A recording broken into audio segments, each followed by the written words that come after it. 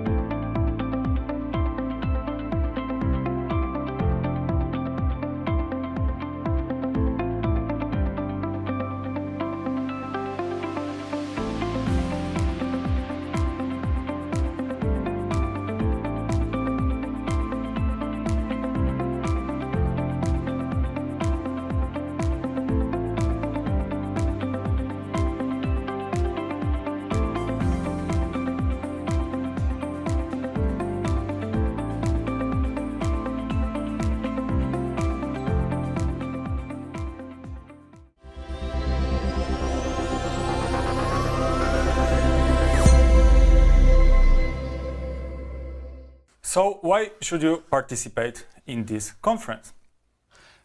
Of course, first of it, it's free access to knowledge and perspective of 4 top brands in our industry, the perspective and plans for upcoming year.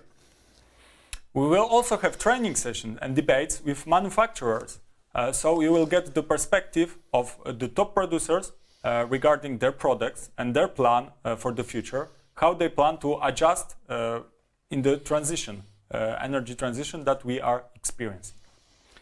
After each session, there will be quiz with attractive prizes, so stay focused, stay tuned to get from this day today not only knowledge, but also win maybe some prizes.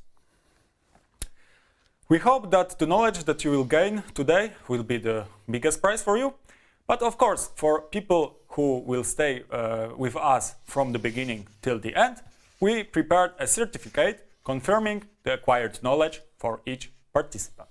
So maybe let's say a few words about Menlo. Who are we and what we do? We are a leading PV distributor serving 2,000 clients in over 40 different countries. Our main brands regarding modules are Jinko Solar, J Solar and Ryzen. We are also official distributor of SolarEdge, SunGrow, Fox ESS, DEE, Solax and Tisan. We originated from Poland, but now we cover whole Europe and we also develop on Middle East, North Africa and South Africa. So every year we grow and expand on new markets. So for the last 3 years we grew, and that translates in numbers. So it's 1,000 of orders completed every month and 100 megawatts of constant availability of modules. We have sold 900 megawatts of PV components in the last year. So we are covering right now 40 different markets, like I said, Europe, Middle East and Africa. And in those regions, we have in total 15 logistics hubs. As of today, our company counts 160 members in different departments, such as sales, customer service, procurement, or technical. We cannot forget about ourselves. And we are proud because we reach all those numbers in only 3 years. But we are proud of something else as well, because except we are not only wholesaler, we also do something more. Our first initiative, which we want to mention, is Menlo Academy. So space when we organize webinars, online training and on-site trainings Feel free to visit our YouTube channel when you can watch shorts from on-site trainings and recorded all our webinars. We are also proud of another initiative, which is Energy to Power Your Future. So as a company, we try to give back to the community. So this is our charity program in which we donate free PV installation to those who need it the most. Now we completed already 15 projects in different countries, which adds to almost 400 kilowatts in total installed capacity. Feel free to check our installation on our social media, LinkedIn, Facebook or YouTube channel.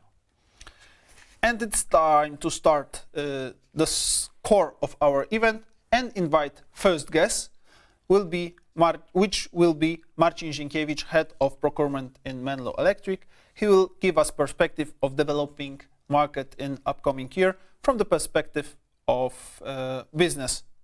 So, after a short break, let's start our event.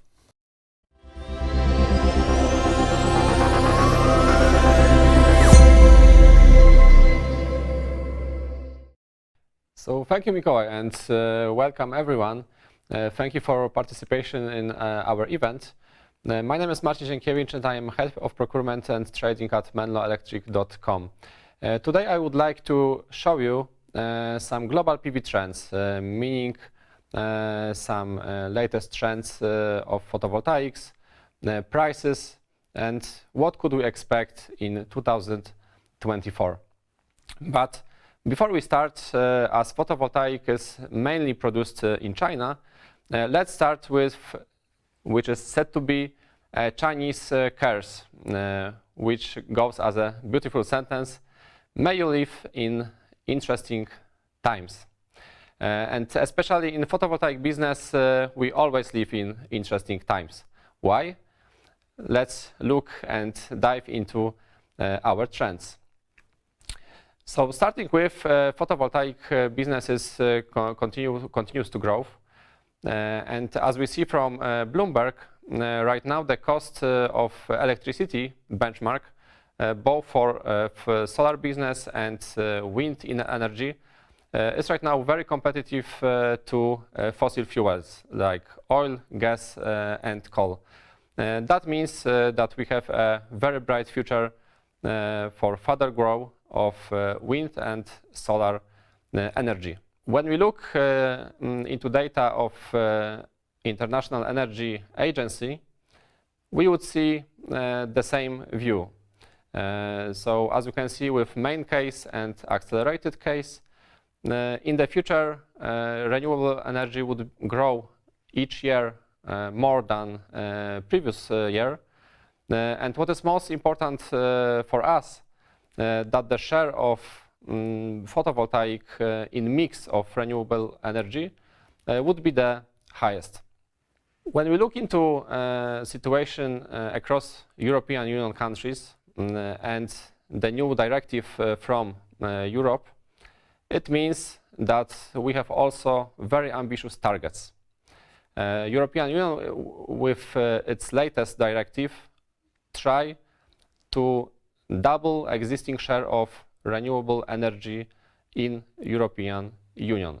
So right now the target till 2030 is 32.5% and maybe even 35% energy from renewable sources. Of course, European Union is more than 20 countries, so that means that each country would have its own pace of growth and would be mainly driven by local governments. It would also influence particular market segments.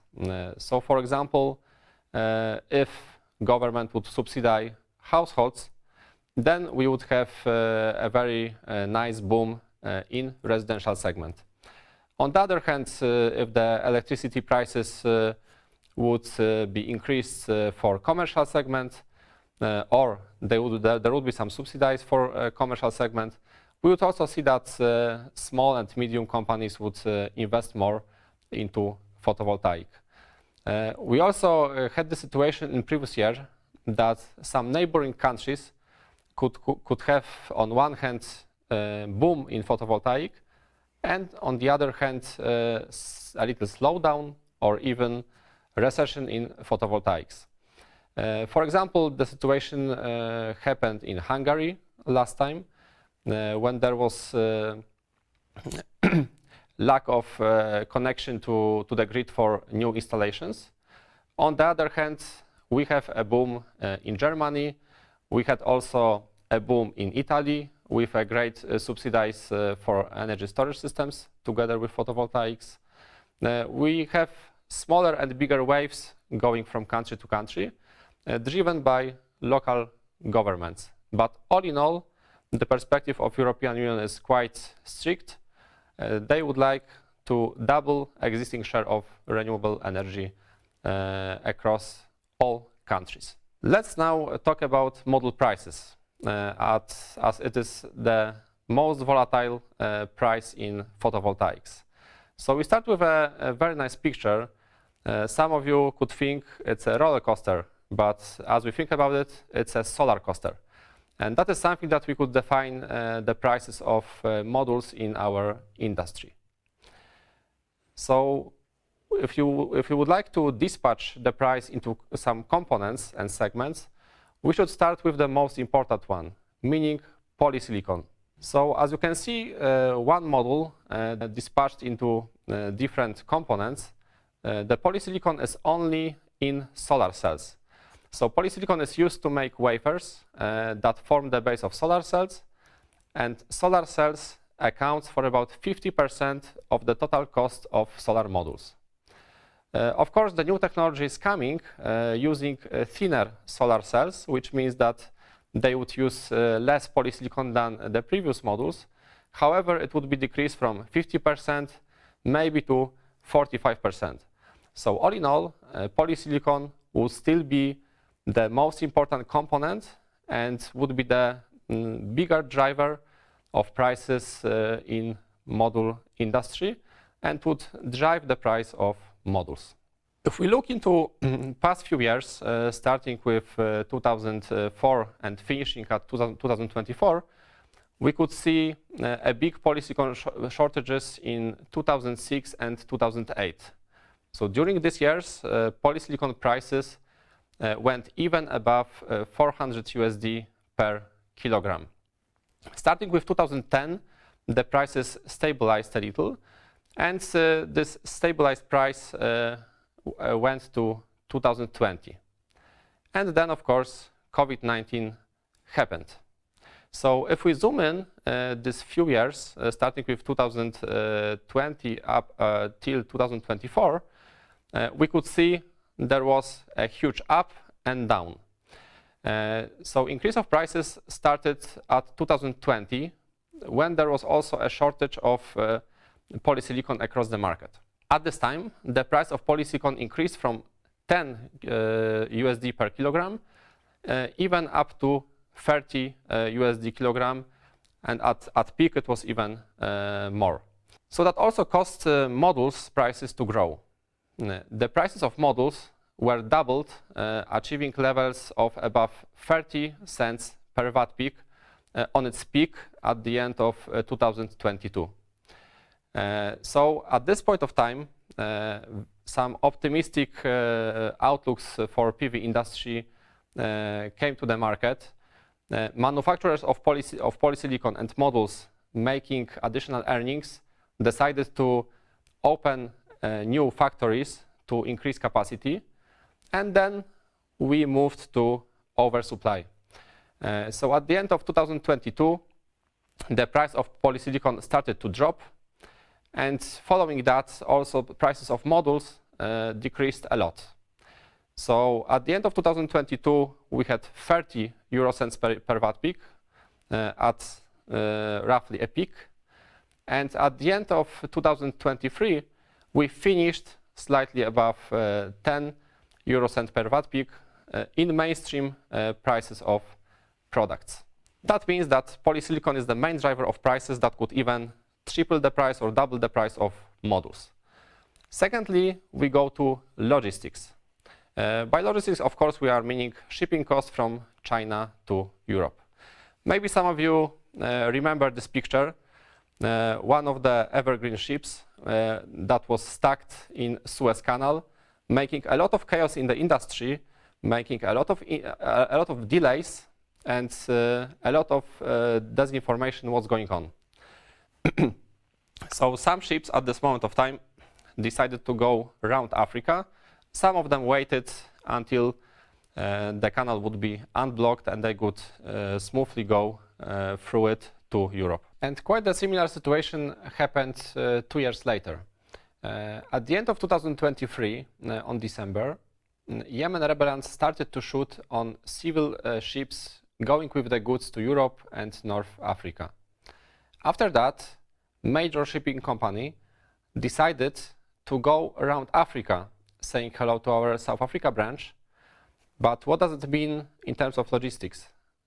It means that all ships would go right now 13,000 nautical miles instead of 10,000 nautical miles, so 30% longer route, and it would take 35 days instead of around 25 days. So customer would need to wait longer for their deliveries. Of course, it also impacts on the cost of the shipping from China to Europe. But before that, let's just check the traffic of the ships going around Cape of Good Hope. So as you can see, there is a huge green stream of ships that are going around Africa on the way to Europe. If we check the costs of that and jump into 2020 on the right upper corner, you could see that the prices of shipping from China to Europe were around 2,000 USD. After that, when the COVID started and the global demand increased, companies tried to replenish their stocks and to have safe stock for the pandemic time. The shipping rates went higher, up to 8,000 USD in the end of 2020, and even 15,000 USD between 2021 and 2022. So that was the highest shipping rate, almost 10 times higher than it was in 2020. After that, the price started to decrease, and at 2023, we had 1,500 USD. After the block of Red Sea and this whole Red Sea situation, when the ship started to go around Africa, the shipping rate increased up to 5,000 USD. What does it mean in terms of model prices? So if we take some container of models with shipping price from October and November around 2,000 euro, at the end of December, the cost of shipping was 10,000 euro per container, when there was a lot of chaos, a lot of disinformation, what's going on. In January, the price was 5,000 euro per container, so it stabilized at this point. And right now, we would see what happens after Chinese New Year and second half of February. But if we assume as this price of 5,000 euro would remain in following months, it means that average container of models would have increased price by 6% due to ships going around Africa. And as previous blocking of Suez Canal by one ship was one of situations that had to be solved quickly, with current situation of Yemen shooting civil ships, it's about safety. So it's hard to say when someone would come and say, okay, now it's safe, we can go through Suez Canal. So current situation could even take weeks, months. That is something we don't know, but obviously would be one of the driver of higher prices of models in following weeks or even months. Of course, there are some factors that are less essential, but could also influence the price of models in 2024. One of them is currency exchange rate, which through past few years is quite stable with small volatility plus minus 5%. Of course, we need to check RMB, USD, and Euro to check the currency situation from also Chinese manufacturers' point of view. And we also have, from time to time, some one-off situation. So usually at the end of the year, some manufacturers would like to clear warehouses, and the same is going with some of the distributors to diminish the stock. However, in 2023, the situation was, let's say, special. Because we are at the moment when main Chinese manufacturers are also switching to new technology, so they would like to get out of PERC modules at the end of 2023 to have a space for a new technology. Either it would be TOPCon or heterojunction. However, the new models are coming to Europe and should arrive in first and second quarter of 2024 among major Chinese manufacturers. So let's sum up the module prices situation. First of all, as I said, the polysilicon is the main driver of module prices and accounts for about 50% of the total cost of solar modules. Even in the future, it will be the most important factor. Secondly, logistics. We should look deeply in 2024 what is happening after Chinese New Year and what is happening especially at Red Sea. The lower prices in Q4 2023 were something we could call one-off. It was clearing PERC modules from Rotterdam warehouses and European warehouses.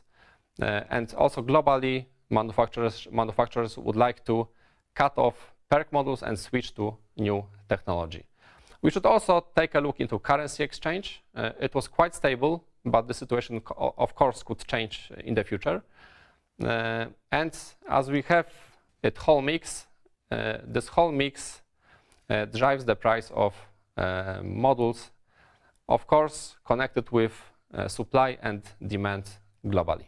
Now, let's have a very short view into inverters and storage system prices. So if we talk about inverter, the situation is very opposite from modules. With modules, we had one main component, which was polysilicon. However, with inverters, we have hundreds of components. So there is no particular component which is driving the price of inverters. Also, opposite situation is when we are talking about logistics. Full container of inverters has much bigger value than full containers of modules. So it could have even 10 times higher value than modules. So even if the shipping rates would increase, and they would, for example, increase module container price by 5%, they would at the same time increase the container of inverters by only 0.5%. So it would be 10 times less. However, hundreds of components also have some disadvantages. One of them are shortages. So for example, we had such situation in 2020, 2021, and 2022 when we faced shortages of chips.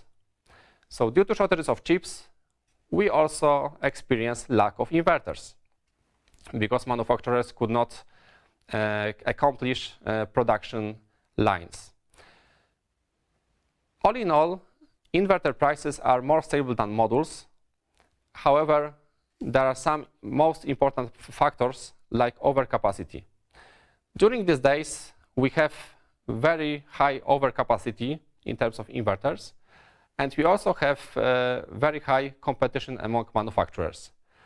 And that would be something that, in our opinion, should drive the price of inverters in 2024.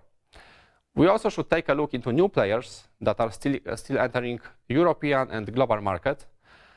Of course, with choosing product from the new player, we should be aware of financial situation.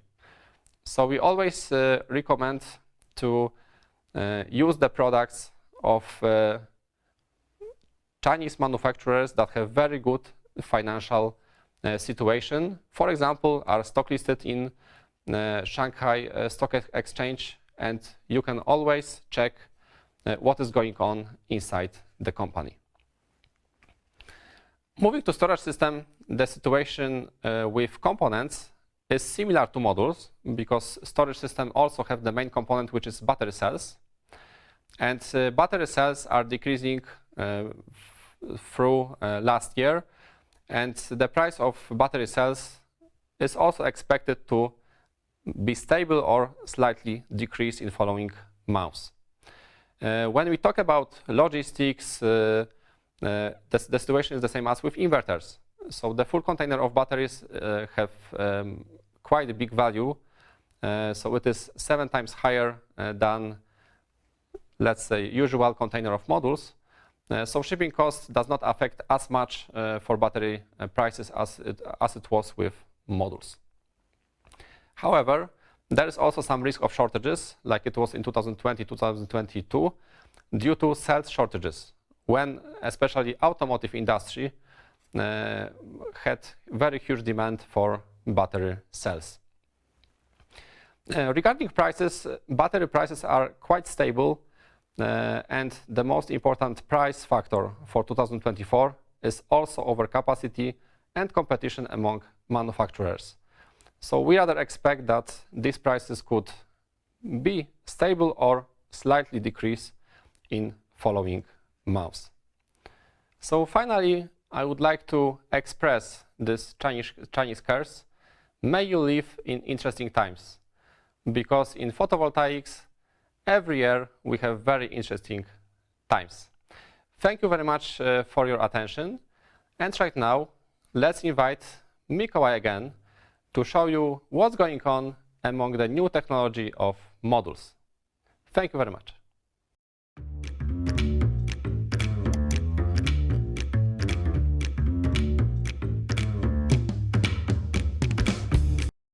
Thank you, Marcin, for your presentation. And we move on to the next step. And now we are focusing on different technologies in modules. We try to compare them and give you a clue which technology will be best for you and, of course, for your customer.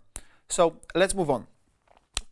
When we're choosing different models, we are looking which we expect from the models more and more, and what exactly we expect more. We expect higher efficiency because thanks to that we can put the same more energy in the same space to spare the same place, get more power. I can give you a clue that 1% more efficiency gives us 5, even 7% more of LCOE. So it levelized cost of energy.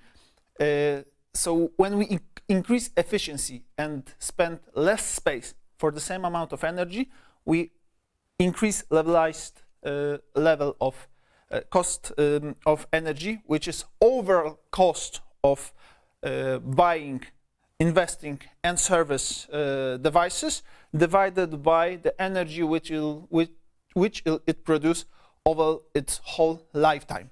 So that's why efficiency is so crucial, and that's why we look so badly on that factor.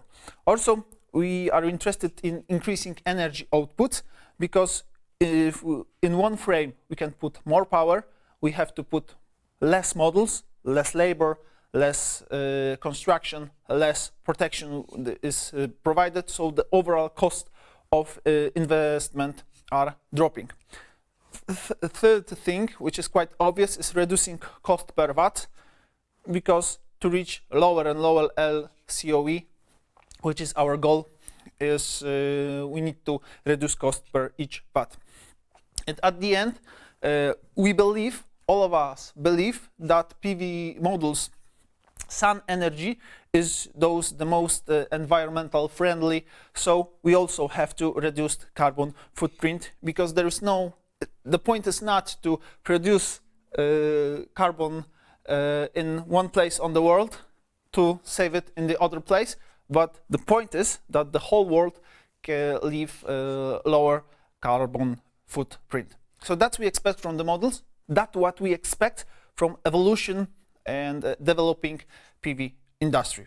So the main popular technologies which are today available is P-type PERC, it's TOPCon, heterojunction, shingled, thin film, and different kind of back contact models. But in real life, actually, in mainstream are 4 technologies. Those 4 technologies, and we look closer and compare those 4 technologies because one of them is the leader right now and will the leader in the future.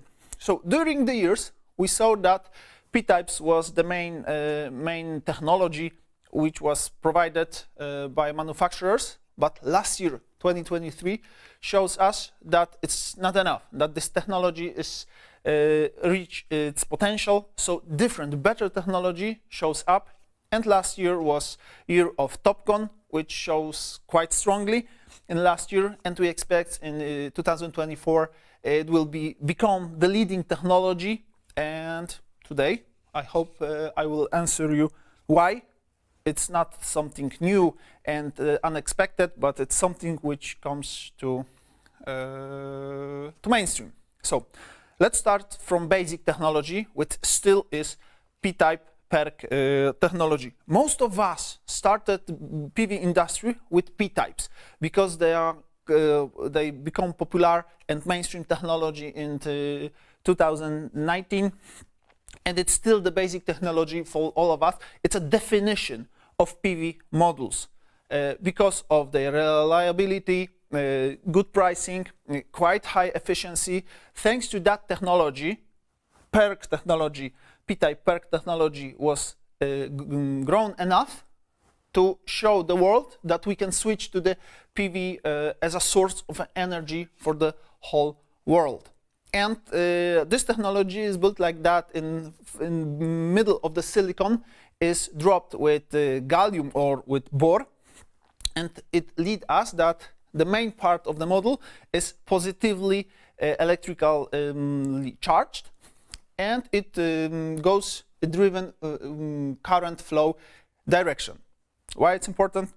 You will see in a few slides. So the pros of this technology for sure, it's Hakuna Matata technology. Everyone knows that there's plenty of manufacturers, great competition, great quality product, good pricing in that product, and there's no unexpected problems.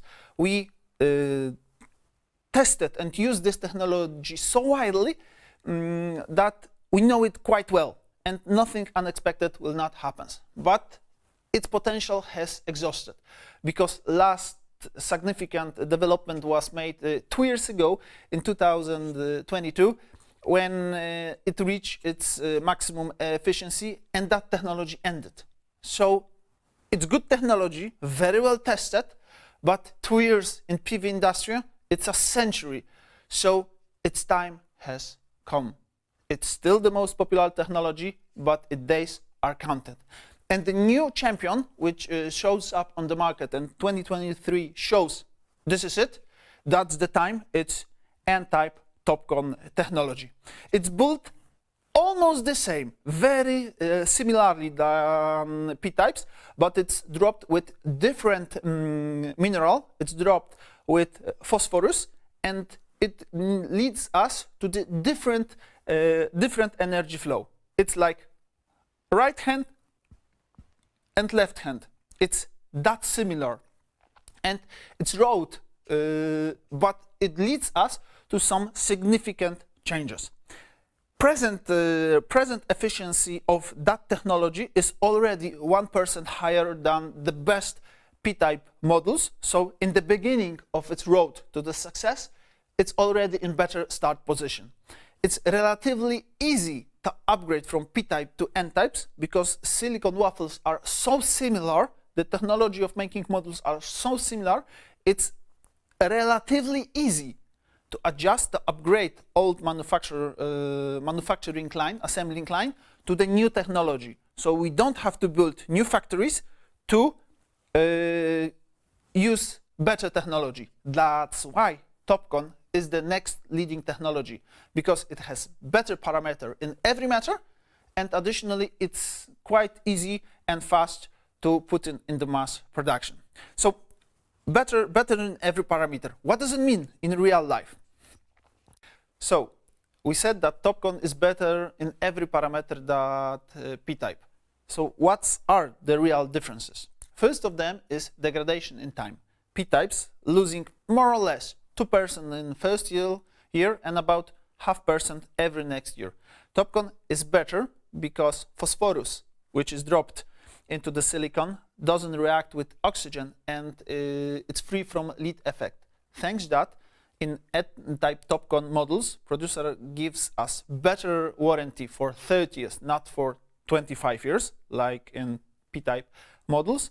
And additionally, after 30 years, we have even better efficiency than N-type technology.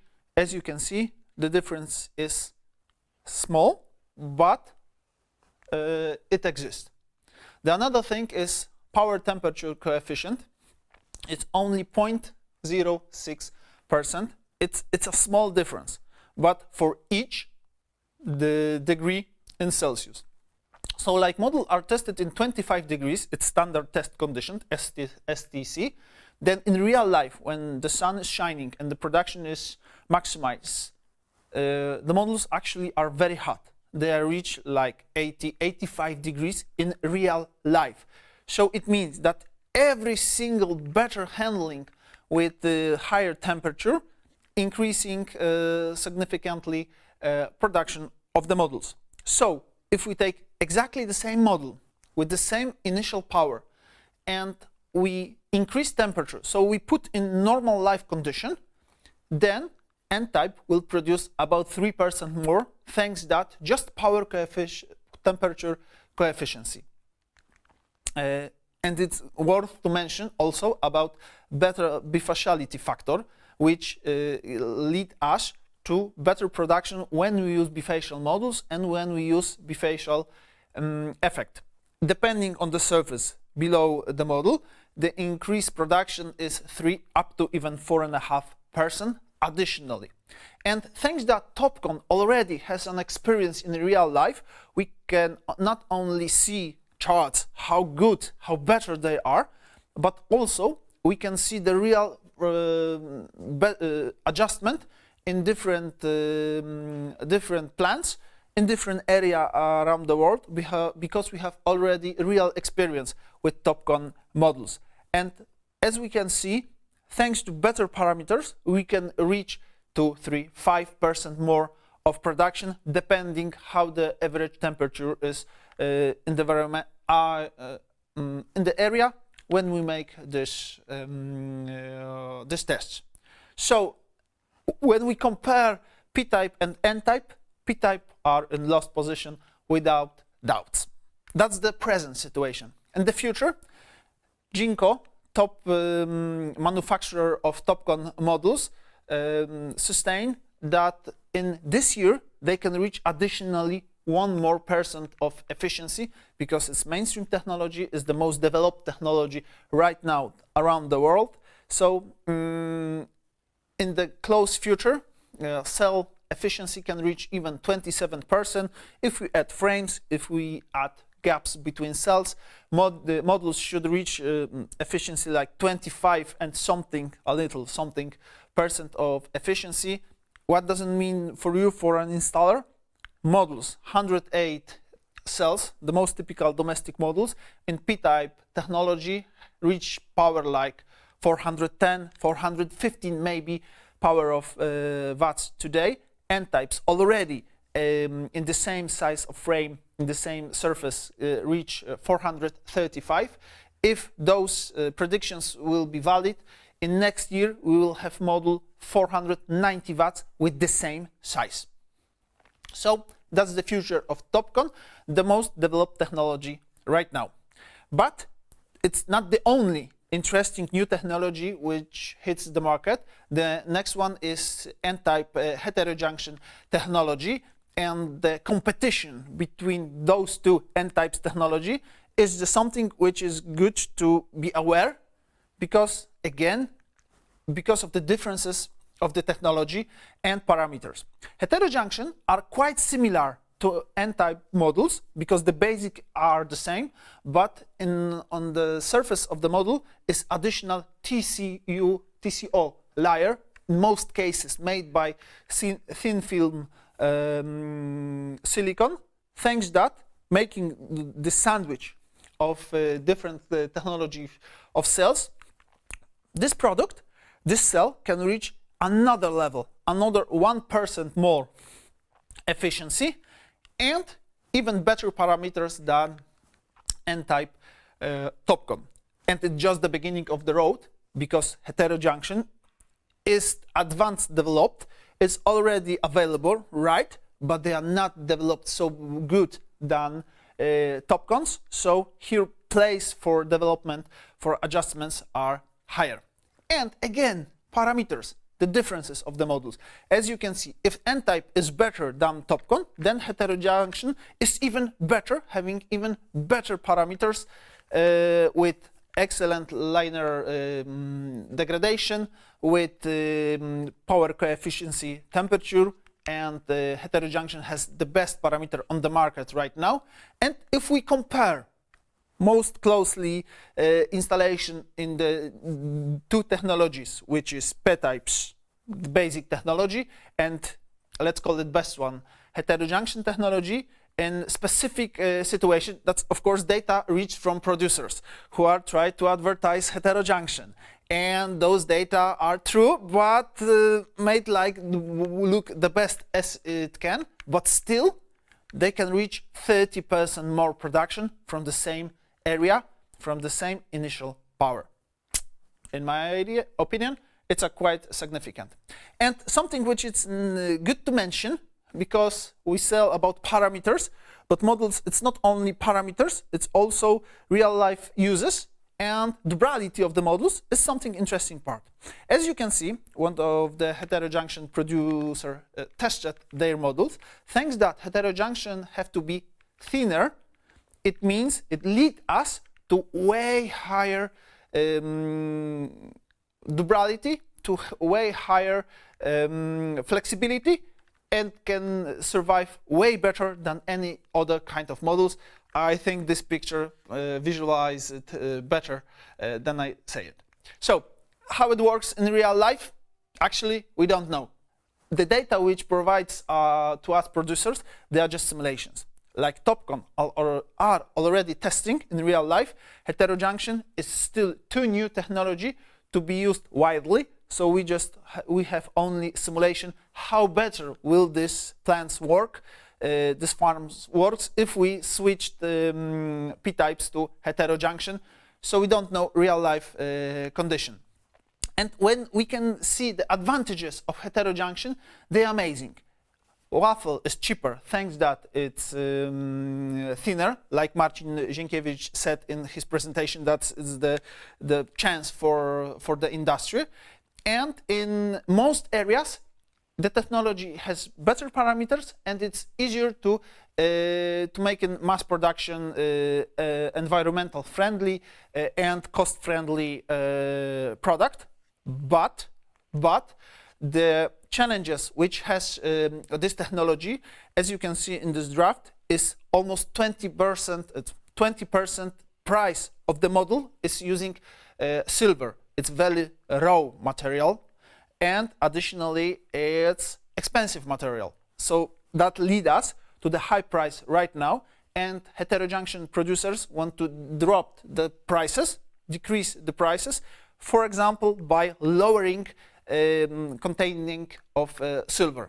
And one of the leading heterojunction producer has this plan for this year that they can reduce about 10% using silver in their models, and it decrease prices and increase production capacity of that kind of models. It looks nicely on charts, but this technology is still so young that all adjustments, especially replacing materials inside building of models, might cause some troubles which we cannot see today. So technology is very promising, but how it develops, times show. And it's not like P-types, we know that perfectly and we don't worry about anything. Parameters are exciting, but be aware it's not without any costs, and not every cost is in money.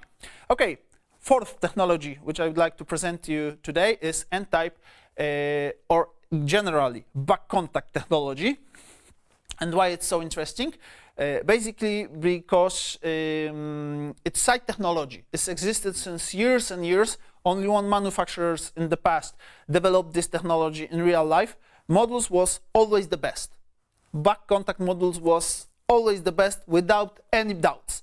But it was 3 times more expensive than any other technologies. So it was always side, turbo effective, but side technology in our industry. So right now, best back contact modules reach another 1% better efficiency, and they are better in every parameters than competitors. They look better because in the front of the module you don't see bus bars, because everything is hidden behind, and the positive and negative electrode are in the back of the cell, so you don't see it at all. It gives us additional advantages. First of them, if there is no bus bar in the front of the module, it doesn't take surface, which can be covered with sun, which can consume sun. Thanks that, according to producers, it's not only the line which is bus bar, but also shadow made by those lines. And producer says it gives us additional 2.5 production rate thanks to that effect. And additionally, which is even more important, bus bars are in Z shape. When we have bus bars, they are in straight line. It means that modules are way more, the durability of the modules are way better, and they can survive even 3 times more to be cracked a cell or a connection soldering between cells than any other type of technology. So that's why that's the best technology, and thanks to that also degradation is slower. So it's leading technology, no doubts. And today we have 2 interesting division of back contact modules. First of them is EBC or ABC, depending which producers make those. The gladiator, the absolute leader, shark of the market, best technology, no doubts. True, okay? The warrior which wins every fight. But we have also a mystery player, HPBC. Interesting technology produced only by one producer who mastered P-type models, because they took P-type cells and used back contact technology to connect cells. So they used, let's call it old technology, those which we dropped exhaust as much as we can.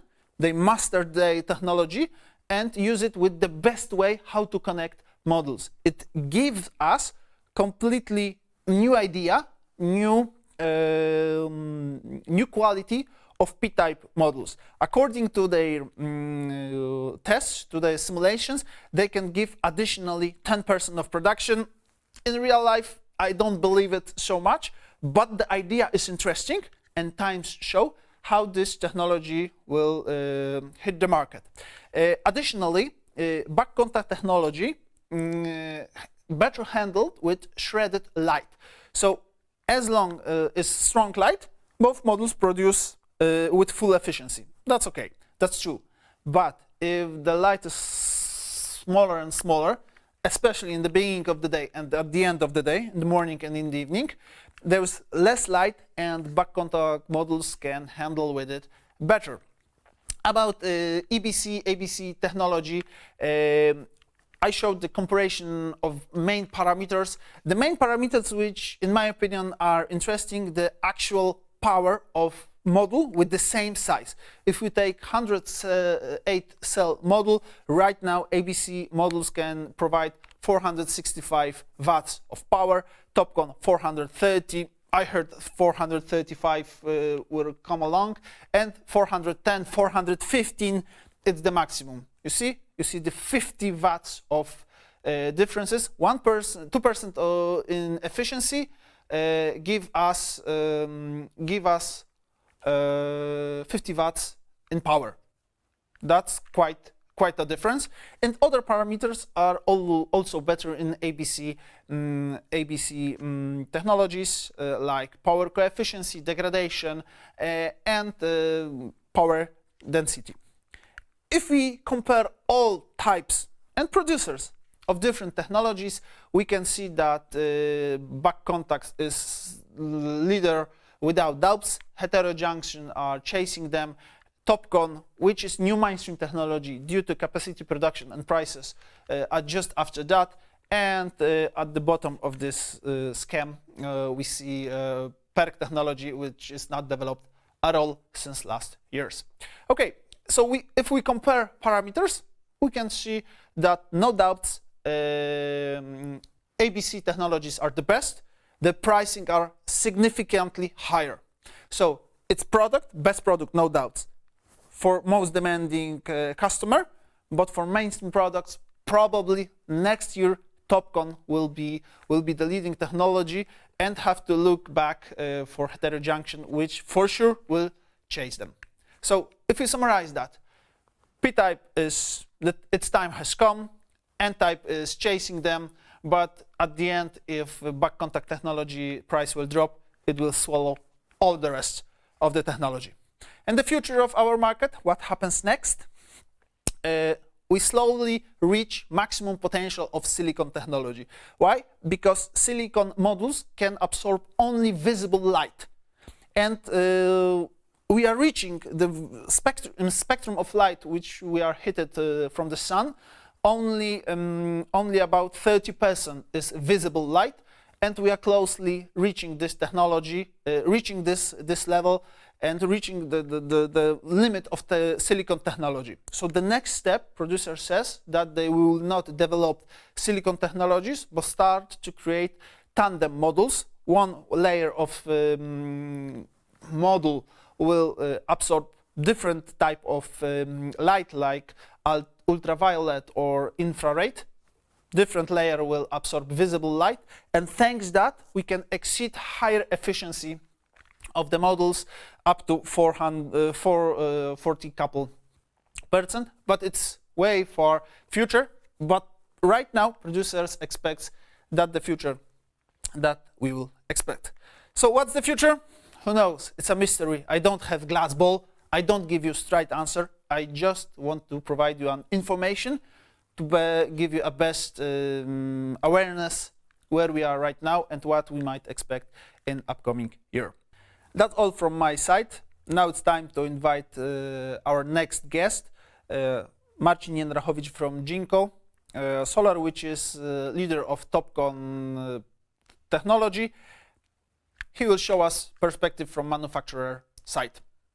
We'll be back after a short break.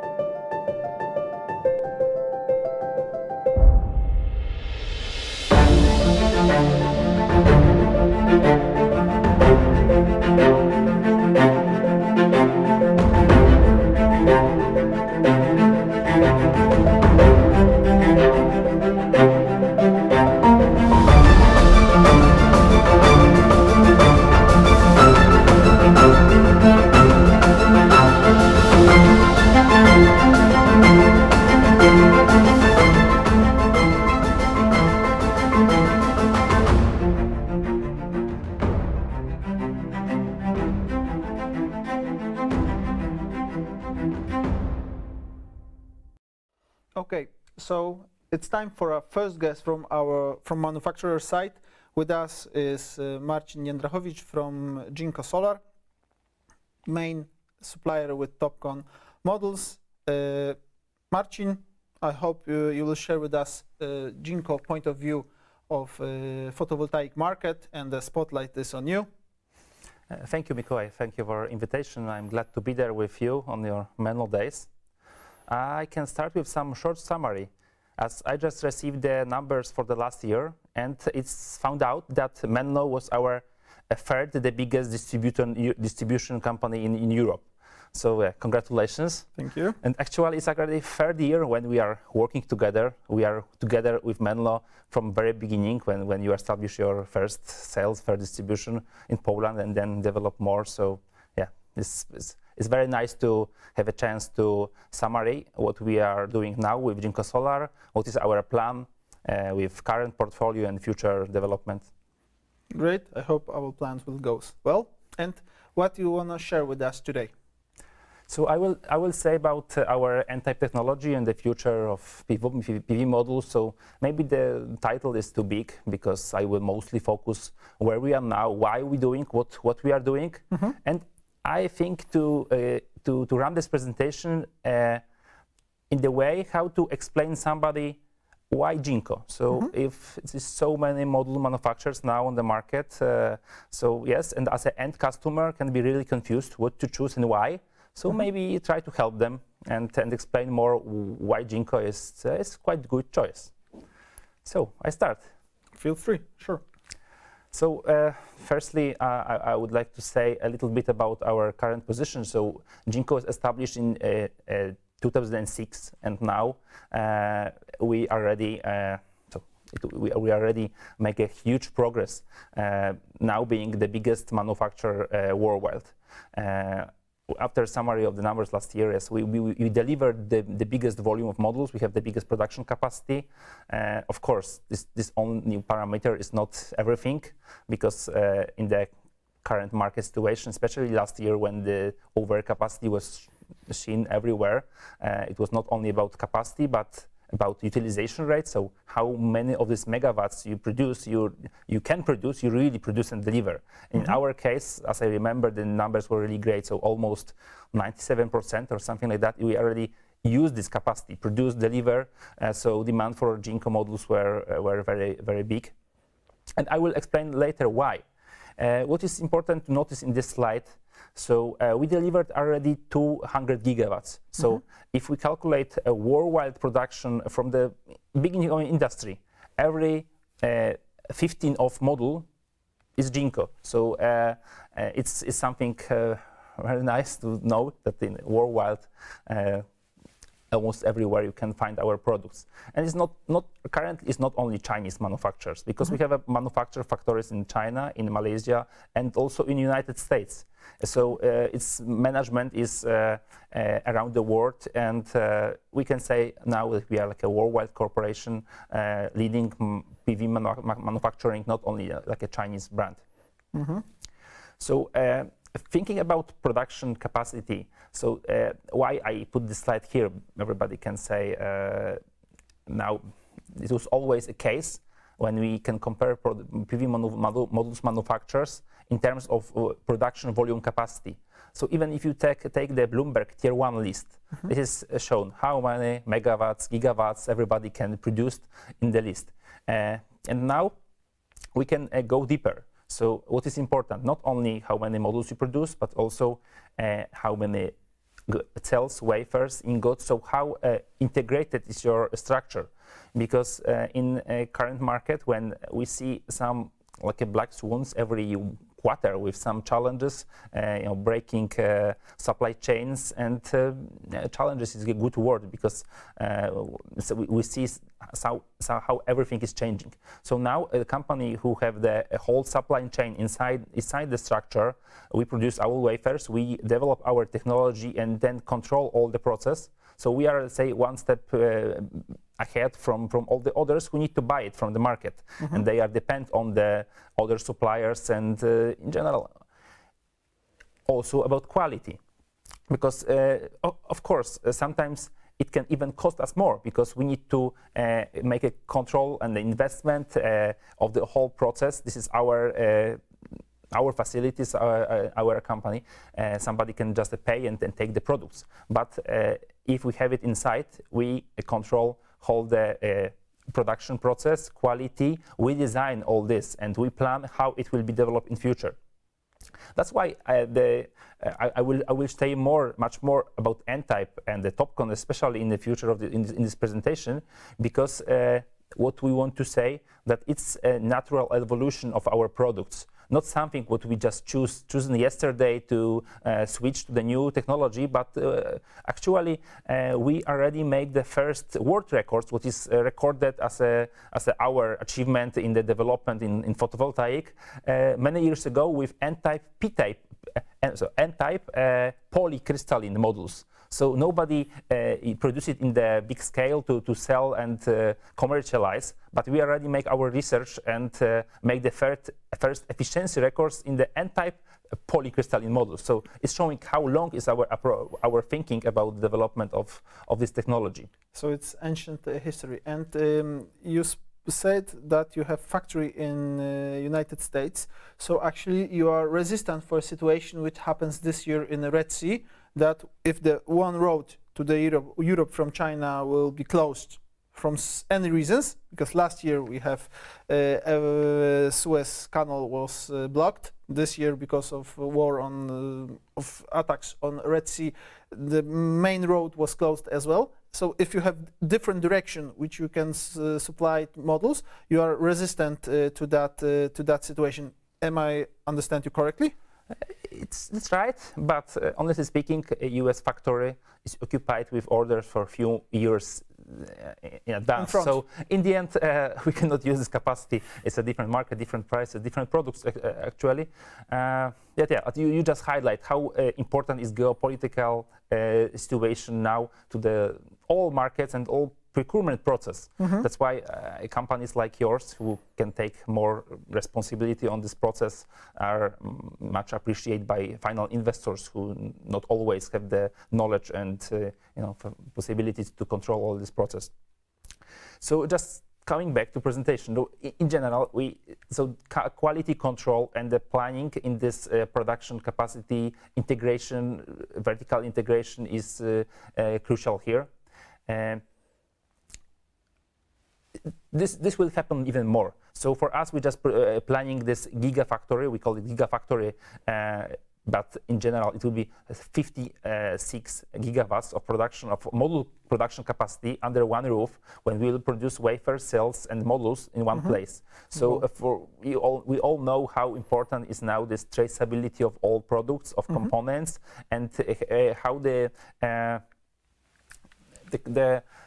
knowledge of final investors grow last year. So now they know what to check, what to look at in the production in terms of quality control, about audits in the factories to be sure that quality is in the correct. So now, having this one factory, they can be sure and check personally in one factory all the process together. And where it will be located? Where it will be located? I'm not expert in Chinese geography, so that's somewhere in China. Yes, okay. yes. In the east, sure. So I know this very close location by train to biggest ports in China. So this is all designed to be efficient in the production and easy to audit, but also to be very effective in terms of energy use and carbon footprint topics. So we expect to be a factory will be fully using the only green energy. So it's the idea. Sure. We'll see. Coming with the presentation, I can show you some awards we have. But of course, I'm smiling now because going online in LinkedIn, all the media, we see everybody is proud of awards they have. So now maybe a simple picture of the award is not enough to ensure that the quality is correct, because it's too easy to get. From the other hand, we have a history with that. So again, it's not about to be there with TOPCon today and tomorrow change to other technology because something changed on the market and they switch and jump from one to the another. Our goal is to be there in the very long term. And also we see here, top performer from PVL and many other awards. So this is something what we are achieving every single year with all our products. And what I just checked preparing for this meeting with our technical team, what is very special, our latest TOPCon N-type products, Tiger Neo, they were checked by PVL the NVGL, PVL, they make these tests, choosing one product from the market, not ordering from us, but choosing from the local market to be, let's say, to get the standard products what is available, and they check that our products pass all the tests in the best level compared to any others who put products to the test. So it was something unusual, and we can be proud of that, as we are proving in many different ways that simply TOPCon modules are degrading less and they are more reliable, and we have proofs for that. Can we have some access to that report to share it with our clients? Yeah. So this is PVL is mostly recognized in the United States, but it's becoming popular also in Europe. We have also recently passed the 3 times reliability tests from TÜV Nord, if I'm not mistaken. It will be in the presentation later. So this is also something very nice, because normally they not put the modules in that high pressure, like 3 times standard parameters, and now they did, and we passed it. So it's something what we can share as well. Yeah, so we know if you are a homeowner, you want to have your modules on your roof with a warranty for 30 years. You have some doubts, right? 30 years, come on, it's a long time. But then this kind of tests, when they put it in the really high pressure in different parameters, testing it, it makes you a little more calm that its products not designed only to be minimum for the European standards, but to be designed for working 30 years. Yeah, I have Jinko modules on my own roof, so I'm in this team. And where we are now, so a global team, global leader in technological innovation. So why we are saying that? We have we have even more now, 2,027 people in research and development team. So it's like an army, like a university, Jinko University with development and all this research team. And it's translated to many patents and records. Now we see graphs showing 22 time world records, what we achieve with our different technology in time. We see every record with a higher efficiency. I see the first one is actually polycrystalline N-type. This is something what I mentioned before. So step by step, we just increase the efficiency, and with the newest technology, we are able to improve our products. And what is important, we use like around 8%, 7-8% of our revenue to research and development every year. And when the market standard is like 2, 3, so it's a few times higher than the market standard. That's why we can guide the market, let's say lead the market with the new technology, and many smaller players just need to listen what's the other. The good example is we recently launched some news that our TOPCon patent, we are selling it, let's say sharing it with other smaller manufacturers, so they are allowed to use it and produce using our patent. So we see that this works. We have our products better and better, but also we can make money and build our position sharing this patent.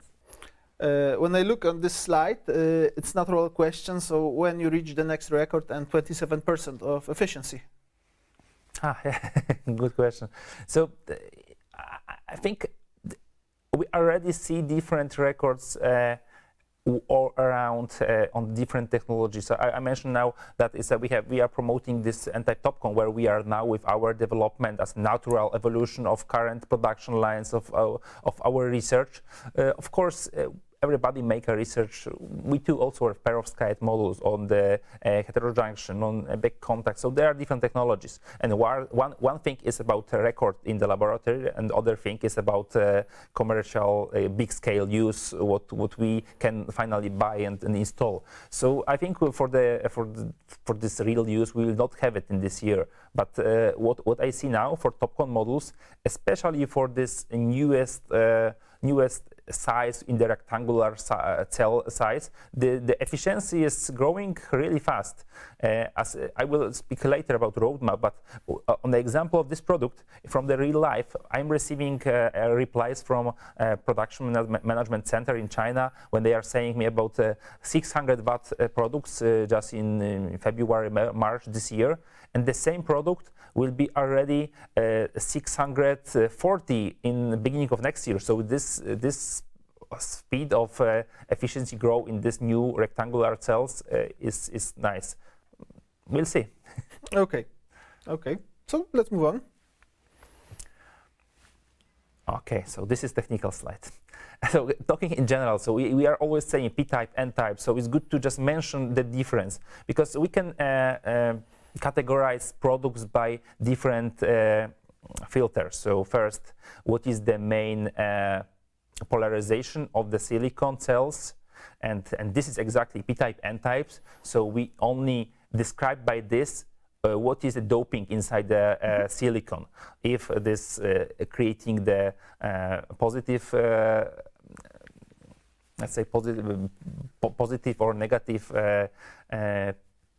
in the cell. So in general, this is not explaining the other category of products. So we can have the p-type with back contact, or p-type heterojunction, or so in general there is so many technologies, but this is a different categorization, not the doping. So now we're saying first we choose n-type, so we dope this silicon with phosphorus, having this improvement.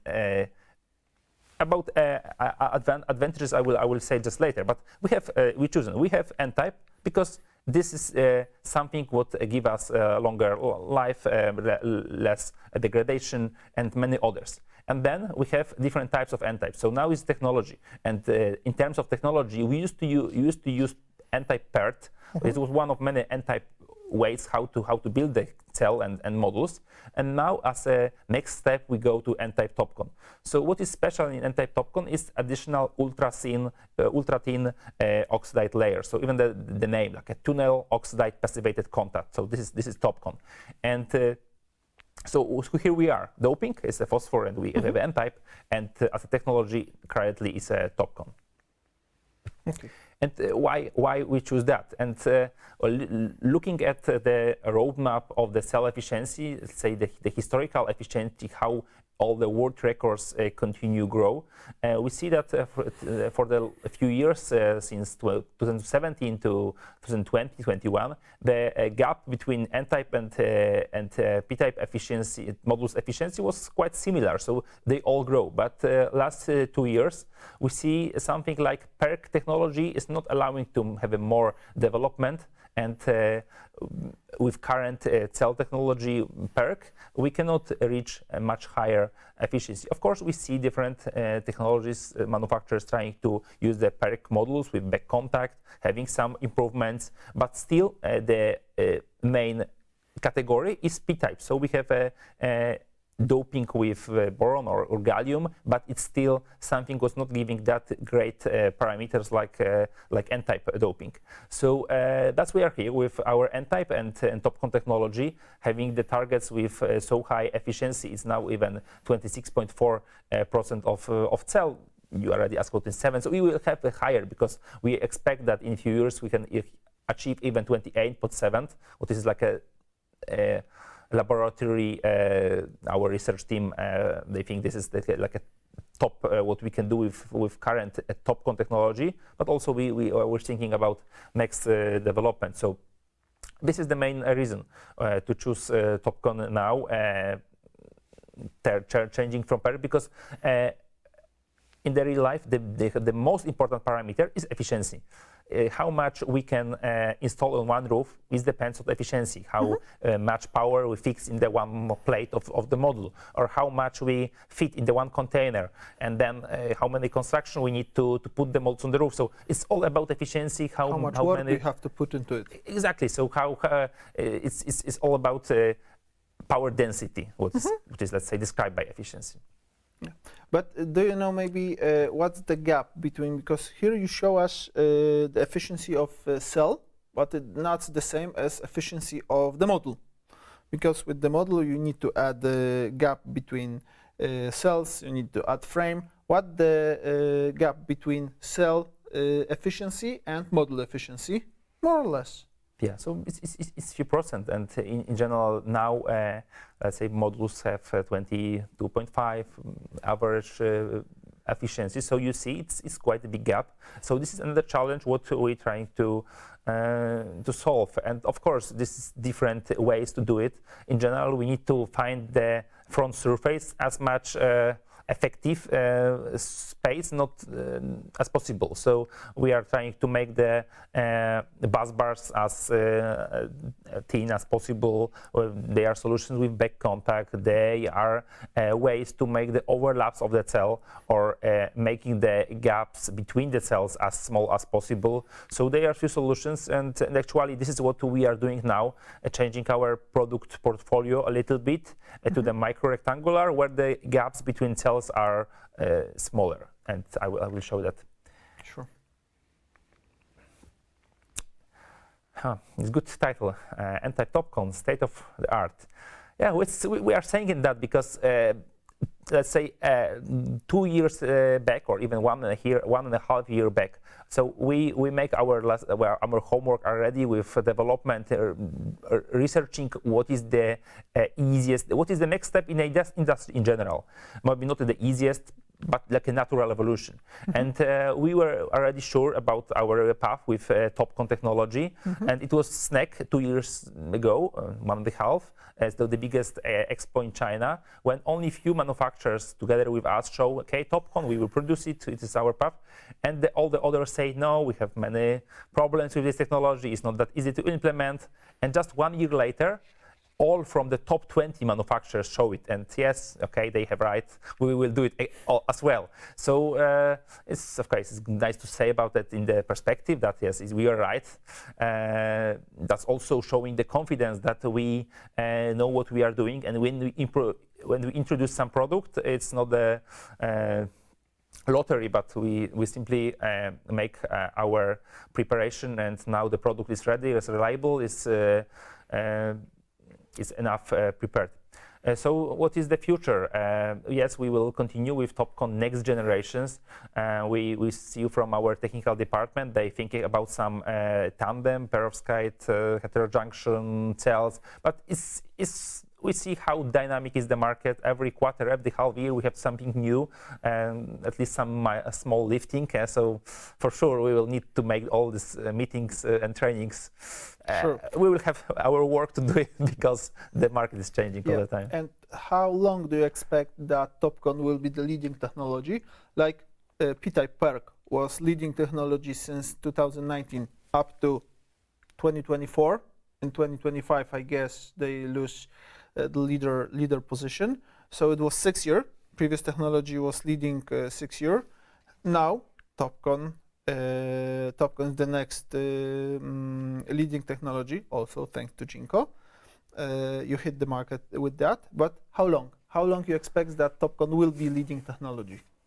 Just a few months ago, our management was worried if we are able to sell any PERC, because we have still some capacity to produce. They don't want to just, close the factories and don't produce PERCs and only produce N-type.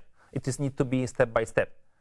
But it's doing so fast. So now, just a few weeks ago, we received the latest update asking if we can convince our customer who already signed the contract for PERC if they can change from N-type, because changing all these production facilities and switching all to N-type is faster than they can expect.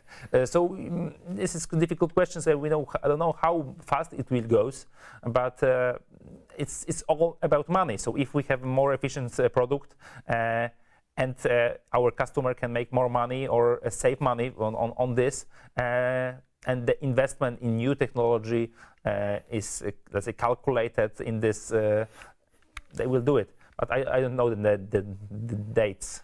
Sure, yeah. sure. And if you have glass ball, looking on that slide, if you have glass ball, which technology will be the most competitive to TopCon? Because you said there's a doping silicon, there is TopCon, which adding additional layer of passivation layer. There is heterojunction, different type of production cells. There is back contact technologies, different way of connecting cells all together. So there are few factors, and connecting all the factors we have. If we multiply, there's all possible path. So in your opinion, as a guy who is closest to the market as could be, and to the manufacturer, in your opinion, which technology will be successor of TOPCon? Yes. Because here you show transparent back contact, heterojunction back contact, integrated back contact, heterojunction modules as a parallelly developed with TOPCon. So in your opinion, it's just an opinion, we play with glass ball. Yeah, so in general, you ask about the real efficiency of the modules compared to efficiency of the cell in the laboratory. So having the back contact allowing us to make this front efficiency higher because we are hiding these bus bars back in the back. So it's something what we see like natural also next steps, because we have the N-type, we have a TOPCon which is still work together, and now this back contact also can be used for TOPCon. But you know, I see the positive feedback also for heterojunction. So from technical teams, from different investors, they think about it also in terms of lower degradation in long time. There are still some challenges of this technology. First, in the commercialization in the big scale, because it's more expensive, but also they are less resistant to some moisture. They have some more risk for hotspots. So they are, like scientists are saying about some challenges for this technology. They were able to find the solutions for these challenges, and the technology will be fully reliable. Then it's maybe something connected with TOPCon and heterojunction, but I have no idea. Okay. So, but speaking about what we have now, because it's also nice to show our guests about the current portfolio and how it's changed a little bit in this lifting. But now we have the cross section of the TOPCon cell, and I would focus here about this ultra thin silicon oxide layer. So it's very special. To have it in the cell, because thanks to this we have the better carrier conductivity and better activity rate. So we are saying that the products can work in the low light performance, and also we have this better efficiency thanks to this layer. In general, N-type doping have the less impurities and better thickness uniformity. So in general, this is several benefits of the TOPCon and N-type, what is translated later to advantage. But first, portfolio. So this is portfolio what we already announced a long time ago. Is little changing. So what I'm showing here is a micro rectangular cell, so 182.3 per 183.5. So it's very small rectangular. It's almost square. That's why most of these products don't change even the size. So the size, weight, everything the same. We're increasing a little bit. We're trying to make these products more efficient and with better electrical parameters to every month, every quarter bring something better to the market. And here is the small products. Most of them you know, but they are two what's actually quite new. So a 66 cell product with a size of 2 meters, 382.1134. So this is the new standard. So we can call it like a new standard on the PV market, because it's many big manufacturers who agree. So this will be the new size. You can also you can think about your idea for what is inside, but we're trying to make it easier for the final investors, design teams, mounting structure manufacturers, everybody, just to fix in the same mounting size of the module, and we choose the cell size 182 per 210. So let's say this is the complex of this M10 with G12, something in between. So the biggest manufacturers agreed to make with their models with the same exact size. No matter what investor which model they will choose, all of them will have exactly the same size, and you be part of that race to have best model in that particular site. Do I understand correctly? That's exactly what is the conclusion. In general, I know there is several different cell size and the cell design inside the module. That's why we will have different parameters for different module manufacturer in the same size of the frame. Okay. and it will be one of the most popular product in our new Gigafactory. So we're trying to make it in the big scale. And what is interesting, we are receiving more and more inquiries for very big utility scale customers, like 300 megawatts, 500 megawatts, and they put in the initial design a requirement, though this is the size they expect for all participants in the tender. So it's also giving us confidence that these technicians from investor side, they also see this beneficial in this size, and this is simply more efficient in the project design. So now about benefits. So we have low degradation. This is thanks to the LID and the lithium effects, what are minimized thanks to this N-type doping. Simply modules degrade less, and it's not even aggressive here. So our linear degradation mean minus 0.4% and first year 1%.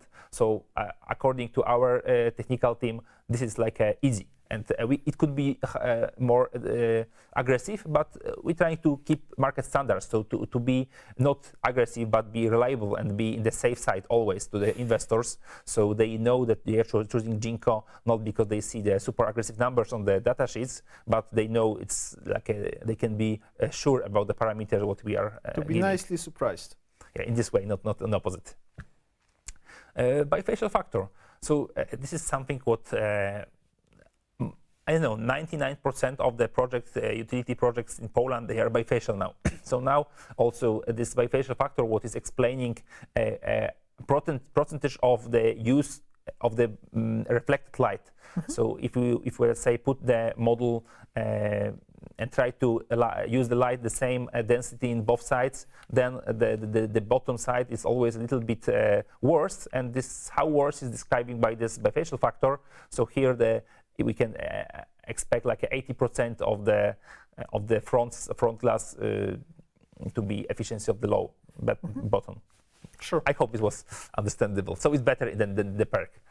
Yeah. And what's very interesting, because in the years in the past, not everybody make the calculation in that deep level, thinking about the production after 10 years, but they mostly focus on the initial design, first year, how much we can improve in the first year and compare production. But now much more knowledge is on the market, and the technicians, experts, they analyze what's happening in the whole life in the production cycle.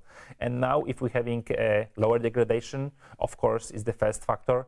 And talking about lower temperature coefficient, it is something what is giving us the real numbers in the operating temperature, not only in the laboratory, in the STC, but normally the temperature is higher. Cells are having a high temperature, especially in these bigger cells when the temperature is extremely high in the big sun. So now having this temperature coefficients in lower is 0.29 compared to 35, what is like a market average currently for PERC and other technologies, is giving us simply 2% more energy gain only thanks to this factor. And what's also nice to mention, the real operating temperature in N-type are lower than in P-type. And I was wondering why is real temperature different? And yesterday somebody explained me, if there is a sum, it can be used in two ways. First, you can have energy or have a heat. So if we use it more for energy, having bigger efficiency, we produce less heat. It's as simple as that. So we have more efficient modules, we have less temperature. So efficiency factor. Ah, interesting. It's good to know. You ask if we can have some tests results. So this is 3 times reliability tests from comparing EAC parameters, what we make with TÜV Nord. And it's impressive, because normally all manufacturers are saying, yes, we are okay with EAC, and showing how their modules degrade with these tests. They can't degrade more than 5%. If they don't, it's okay, you can use the modules in Europe. But we make the 3 times harder tests, and we also don't degrade higher than 5%. So this is something what's opening eyes for final investor.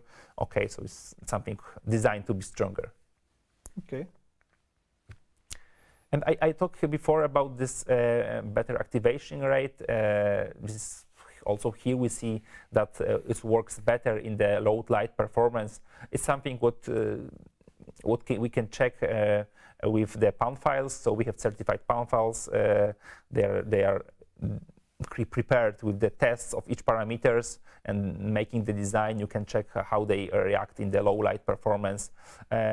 We see from the investor side, especially for Scandinavia or any places where the light is less intense, like than Spain, for example, then appreciate N-type even more than the southern countries. True. So it's that. So just to summarize this view, improve energy generation, how we found it. So it's optimized temperature coefficient. We talk about this low real working temperature. Bifacial factor is higher. So if you use utility scale bifacial products, in general, we have more effect of bifaciality. This modulus degrade less, so we don't have this or minimize a lot this LID and lighted effects. And we have very reliable product. I will show also here because it's not only reliable from other way around. We tested it in the much stronger parameters, and we found out that especially these smaller products, 54 cells, we can prove higher mechanical loads.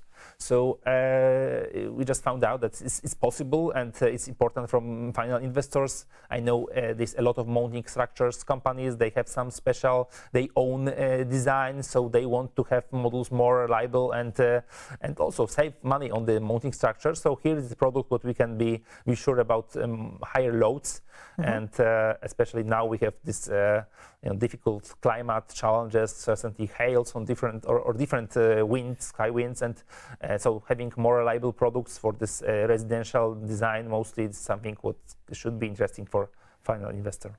Sure. On top of that, we have higher warranty.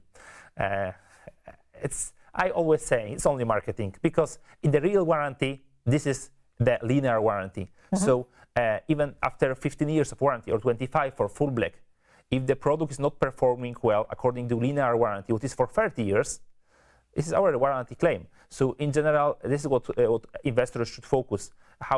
What degradation we proving for these products, and real warranty is always for 30 years now for the N-type. So just make to my customers happy, we also give this product warranty bigger. So it's 15 for the standard product like a silver, and full black is 25 now. It's product which is already available, or it's for the future one? Yeah, there is. When we open any datasheet, we have the 5 or range, 6 range of the power. So the product is still the same.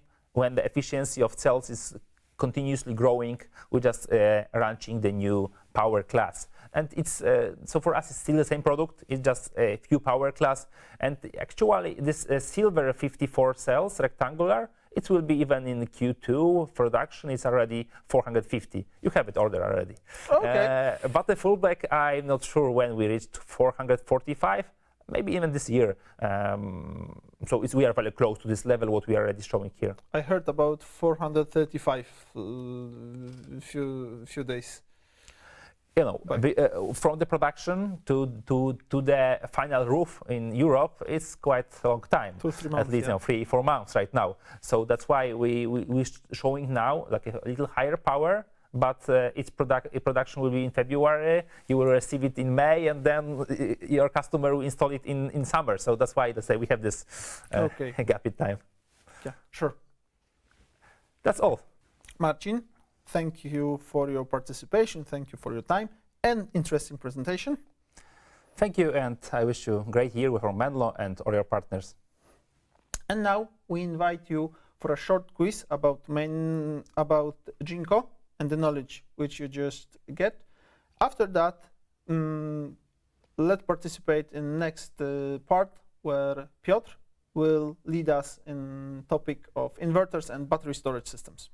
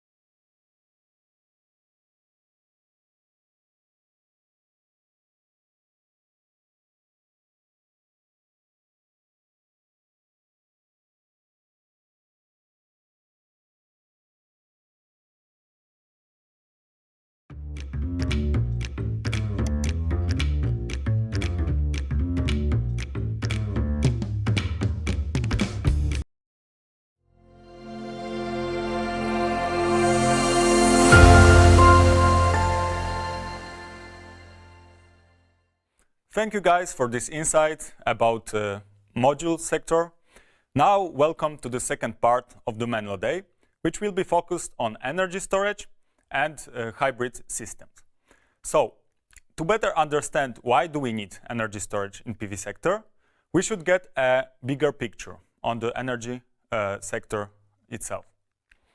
So historically speaking, energy market was pretty simple.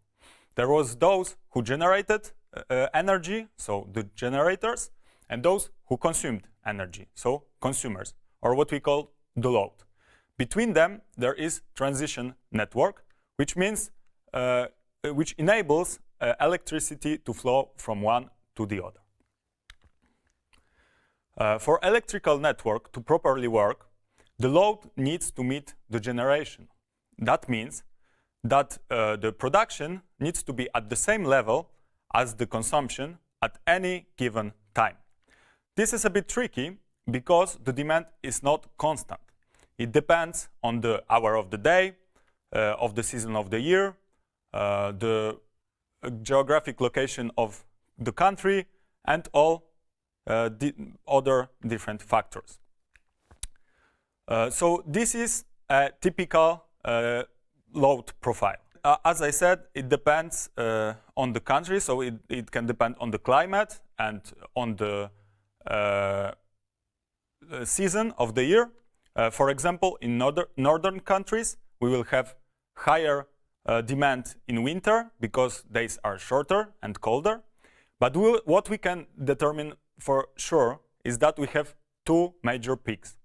One in the beginning of the day, when we prepare for the day, and one at the end, when we are back from work and we are finishing the day. So this happens in most of the countries. What it means for the energy sector? It means that the energy will be supplied by different generators depending on the hour. So there is base load, which means generators that will run almost always. So these generators need to be stable and use low-cost fuel. Then we have middle load and peak load. These generators will run half of the day or only several hours.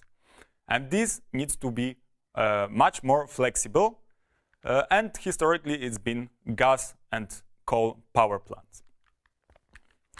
The thing is, now we're in the middle of energy transition towards renewable sources. And there are two reasons for that. The first one is that fossil fuels are limited, which means they will run out eventually.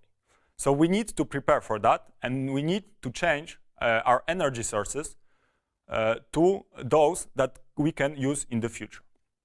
The second reason is that in 2015, the whole world signed Paris Agreement, which states that in order to protect our climate, we need to move to a free carbon economy. That means we need to install more and more renewable energy sources.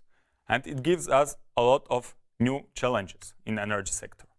We need to install more power plants on the generation side, for example, wind turbines, but also more renewable sources like solar on the distribution network. And so the consumers become prosumers, producing energy, but also consuming energy. On the energy market, it means that these prosumers need to be involved on the market, which means they need to earn money from the energy that they produce. There needs to be a more flexible way to exchange data about production and consumption, and also energy flow in the distribution network. So the distribution network will become much more flexible and more complex. The problem with solar is that the production does not meet the consumption during the best hours of production. So in the middle of the day, the production is the highest and the consumption is between its two peaks. We can see as an example of California. So here is shown the net demand which is the demand minus wind and solar. So this is the curve that needs to be supplied from energy sources that are different than solar and wind. So as we can see, in 5 years, we changed from what was called duck curve into canyon curve. So in the middle of the day, almost all consumption is supplied by renewable energy sources, which is good. But these renewable sources are not available for the rest of the day. So that means installing more and more solar capacity won't be the only solution to energy transition. So we need to find solutions for that. The first solution, the most obvious, would be to install energy storage near power plants. So when there is overproduction, the energy will be stored in this energy storage and used later when the consumption is higher. However, these big-scale energy storage are really expensive, and there are no clear laws that enables them to make profit yet. So the investment takes a long time. Another solution would be to change the demand curve. So as we can see on the slide, there should be a shift of energy from the evening to the middle of the day. And that's why a lot of governments are encouraging consumers to increase their flexibility regarding electricity usage, meaning increasing electrification of their home appliances, invest in energy storage, or make their houses smart homes. So there are different solutions to shift the habits, to change the habits and shift the energy consumption from the evening to the middle of the day. Now, as we can see the bigger picture and why the government is pushing for changing the habits and increasing energy storage, we can focus on PV sector. So why do we use energy storage as a prosumer? So first, it would be increasing self-consumption.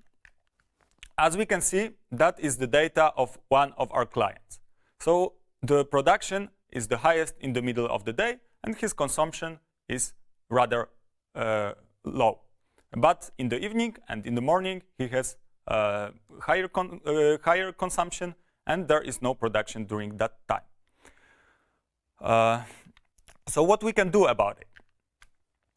We can store that energy from the middle of the day and use it in the evening and in the morning using energy stored. So a battery with the inverter.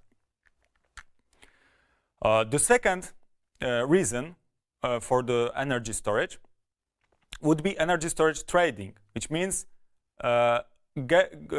profits that comes from owning an energy store. The first one is electricity arbitrage, which means buying energy when it's cheap and selling energy when it's expensive. So on the same chart, I put the energy prices, average energy prices in Europe for this particular day.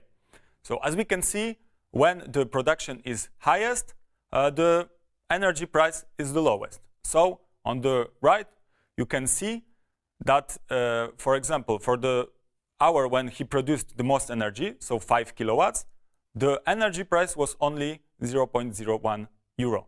So he would get 5 cents in this particular hour for all the energy he produced.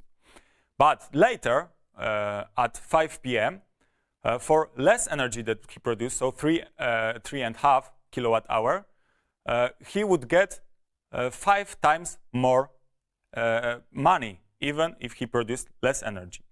The ideal situation would be to shift the highest production from the middle of the day to the hour when the energy price is the highest. and that would mean that he would get 70 cents, which is over 14 times more than what he gets normally. So that's the first benefit. And this is if the curve looks like it looked on the previous slide. But what happens now in many countries is that the energy price in the middle of the day hits zero. So in the middle of the day, we wouldn't get any money for the energy that we produce. And what happens in more and more countries, is that we have negative prices, which means that during some hours, we need to pay for the energy that we put into the grid because there's an overproduction. It happened, for example, in Netherlands. That's the record for last year, and it happened in a lot of countries nowadays. So feeding energy to the grid wouldn't be beneficial for us. Of course, there are different schemes of net metering or net billing, but what we can see from the history, every market, by the time that the PV is advanced, moves towards net billing based on the energy price in that exact hour that you produce energy. So another solution would be demand-side response. So what it is? The demand-side response means the load reduction during the peak demand. So you sign an agreement with the distributor saying that you can limit your loads when the demand is high, so he doesn't have a problem with over demand. It can work both ways. So when the prices are negative, so we have overproduction, you can start consuming more, so charging your energy store.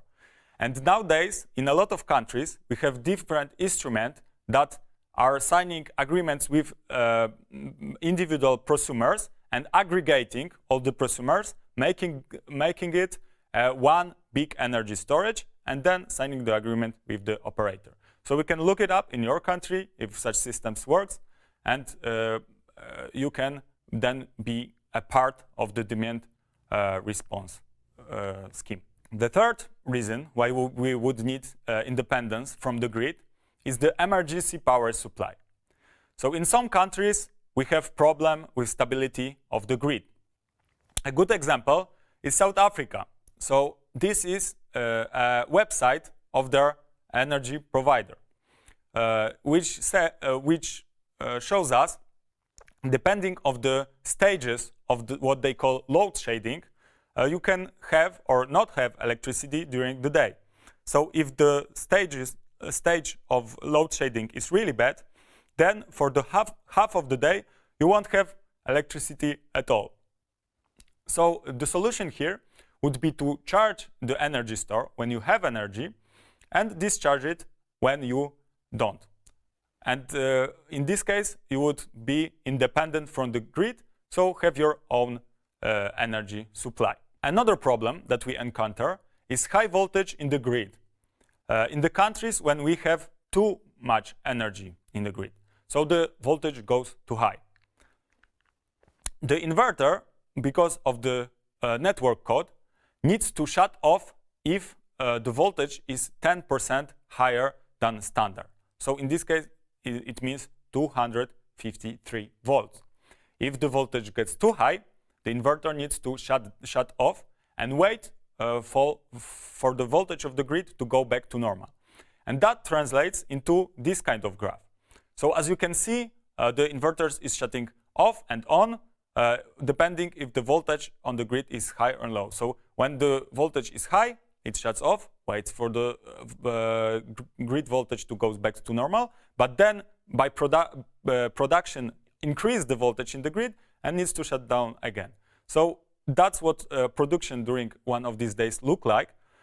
So as you can see, we get half or even less of the production that we would get in normal situation. So if we have a hybrid inverter, it can disconnect from the grid if it gets too high voltage and just charge the battery in that period. Okay, so now let's go to the energy storage in residential PV sector. So what it means for installers and for prosumers. There are different categories of batteries, and you can use a lot of them.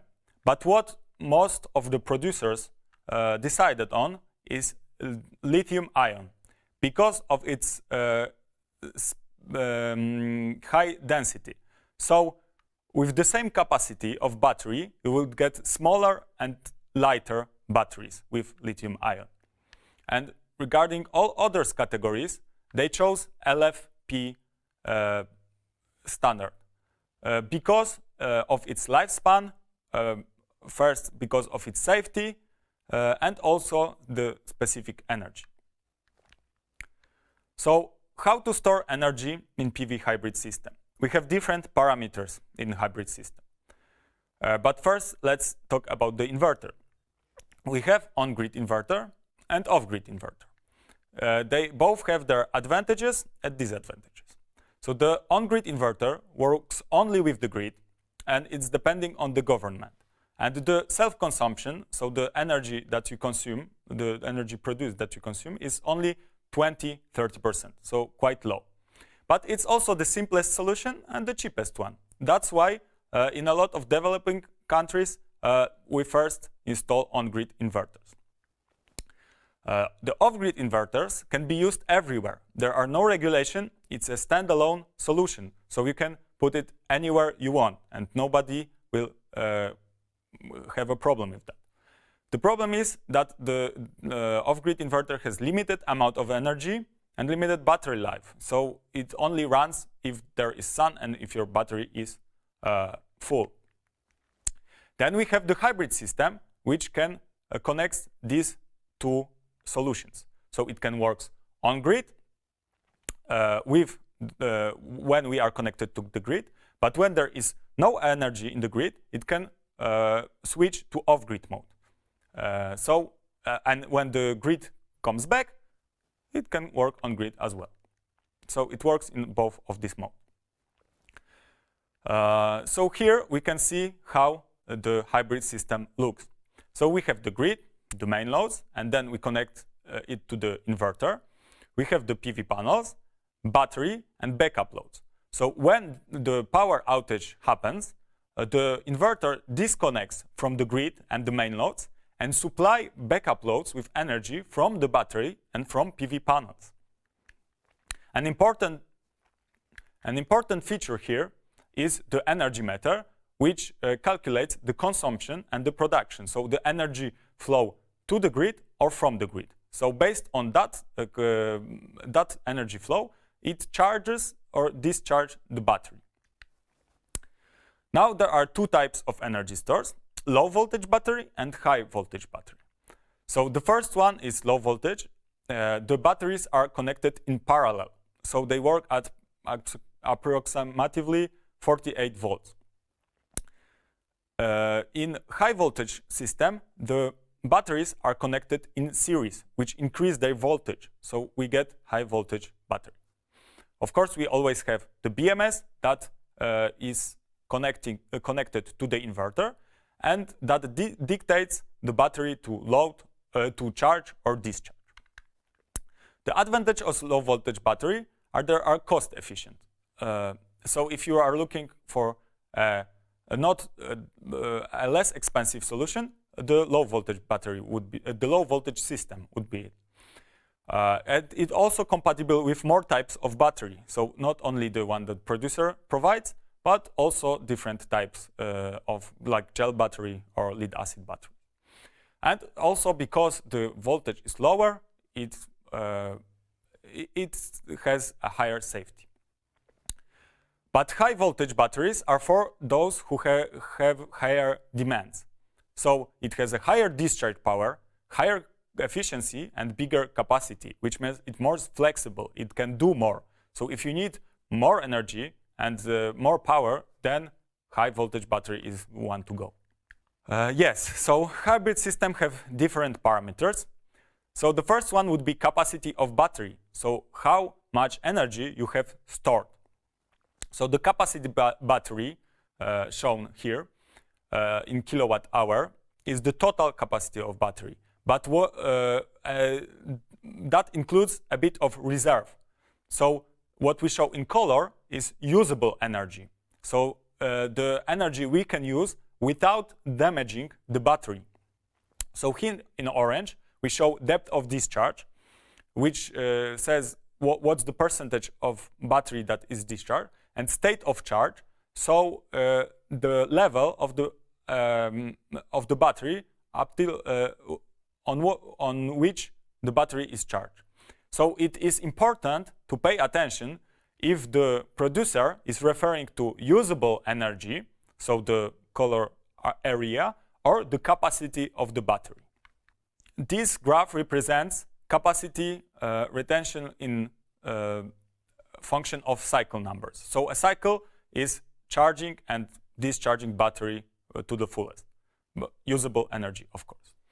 So you always need to check the warranty of a producer and see what capacity they guarantee after a specific number of cycles. So for example, it can be 80% after 4,000 cycles or 70% after 6,000 cycles. So these are things that you should look to in the warranty of the battery. Another important parameter is maximum discharge power. So how much power you can dispose. So how much power from the battery you can use. So it will be the list of these three numbers. The first one is maximum discharge power of the battery, so how fast the battery can discharge. The second is maximum power output of the inverter. So the limit can be inverter because the maximum power can be lower than the maximum power of the battery. Then we have maximum power per phase in a three-phase hybrid. So most of the inverters cannot put whole nominal power of the inverter on only one phase. So you need to check what's the percentage of the nominal power of the inverter that you can put on one phase, and depending on that, connect devices to that phase. Then we have additional devices control. So a lot of hybrid inverters not only control the battery, but also you can add other devices such as EV charger, a heat pump, or smart home appliances. So also a thing that you should know and study before you buy an inverter. Then we have maximum EPS power, which means the maximum power on the backup loads. So this means how many devices you can connect to backup. So what devices will run when the power outage happens. So when the inverter disconnects from the grid, then you need to check what's the maximum power so you don't connect more devices than you should because you would overload the inverter. Then we have minimum and maximum power of the system. The minimum would be, of course, the power of a single inverter. But the maximum is not only maximum of one inverter, but the inverters can be paralleled, so they can work together. And it's important also to know if you need a bigger installation, how they work together. And if you can connect, for example, the batteries and the loads together, or they need to be separate. So if you plan a bigger installation, that's something to consider. Then we have phase unbalanced output. So the amount of energy that the inverter produces per phase. So here on the graph, we show a balanced output. So the loads in total takes 10 kilowatt, 2, 3, and 5 respectively on each phase. But because the inverter has a balanced output, it puts 1/3 of this demand power on each phase. So 3.33. What it means is that on the first two phases, it will produce more energy, feed it into the grid, and on the third phase, it will take from the grid. This is a problem if you sell energy at a lower prices than you buy it, because it's not profitable for you. That's where unbalanced system comes in. So the unbalanced inverter can produce exact amount of power on each phase, depending on what are your needs. So in this case, it produces 2, 3, and 5 kilowatt on each phase. Of course, still you need to remember what's the maximal output power on one single phase. So if it's 5 kilowatt, then it can work like that. And the last would be EPS switch time. So this is the switch time that happens for the transition from on-grid work with the grid and off-grid work. So when power outage happens, the inverter switch from on-grid to backup and disconnects from the grid. And the important measure here is what is the reaction time, because sometimes it's in seconds. So your whole house would shut down, and then you would need to start. The inverter will start after some time, and you need to check what devices you should use. The other solution is that it's 20 milliseconds or lower. So your devices wouldn't even notice that something happened. So there would be a flick of light or something like that. It would just happen immediately, and you won't even notice that there's been a switch. But from now on, your energy source is the battery and PV panels and not the grid. Then if the inverter detects that the grid is on again, so there is voltage in the grid, it can switch to the on-grid system back. So these are 7 main parameters that you should check choosing your inverter. So think what is the most important feature for you and what inverter can supply it. So thank you for this time and listening to this. Now I would like to invite you for a session with our partner SunGrow, who will talk about their solutions and their insight on the energy market and plans for the future. But before that, I would like to invite you to a short video when we show a case study done by Menlo with SunGrow. So check it out.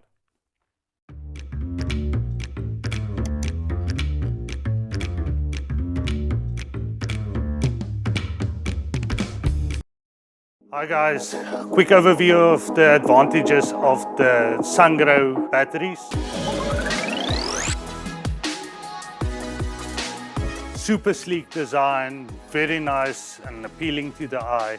They've got 100% depth of discharge, meaning that you get full capacity of your batteries. When you buy a 9.6 kilowatt hour, you get a 9.6 kilowatt hour. They've got market-leading warranties, fast response times. If there's any product fault, your battery will be exchanged within 48 hours. You can find our unboxing and our installation video in the description below. See you there.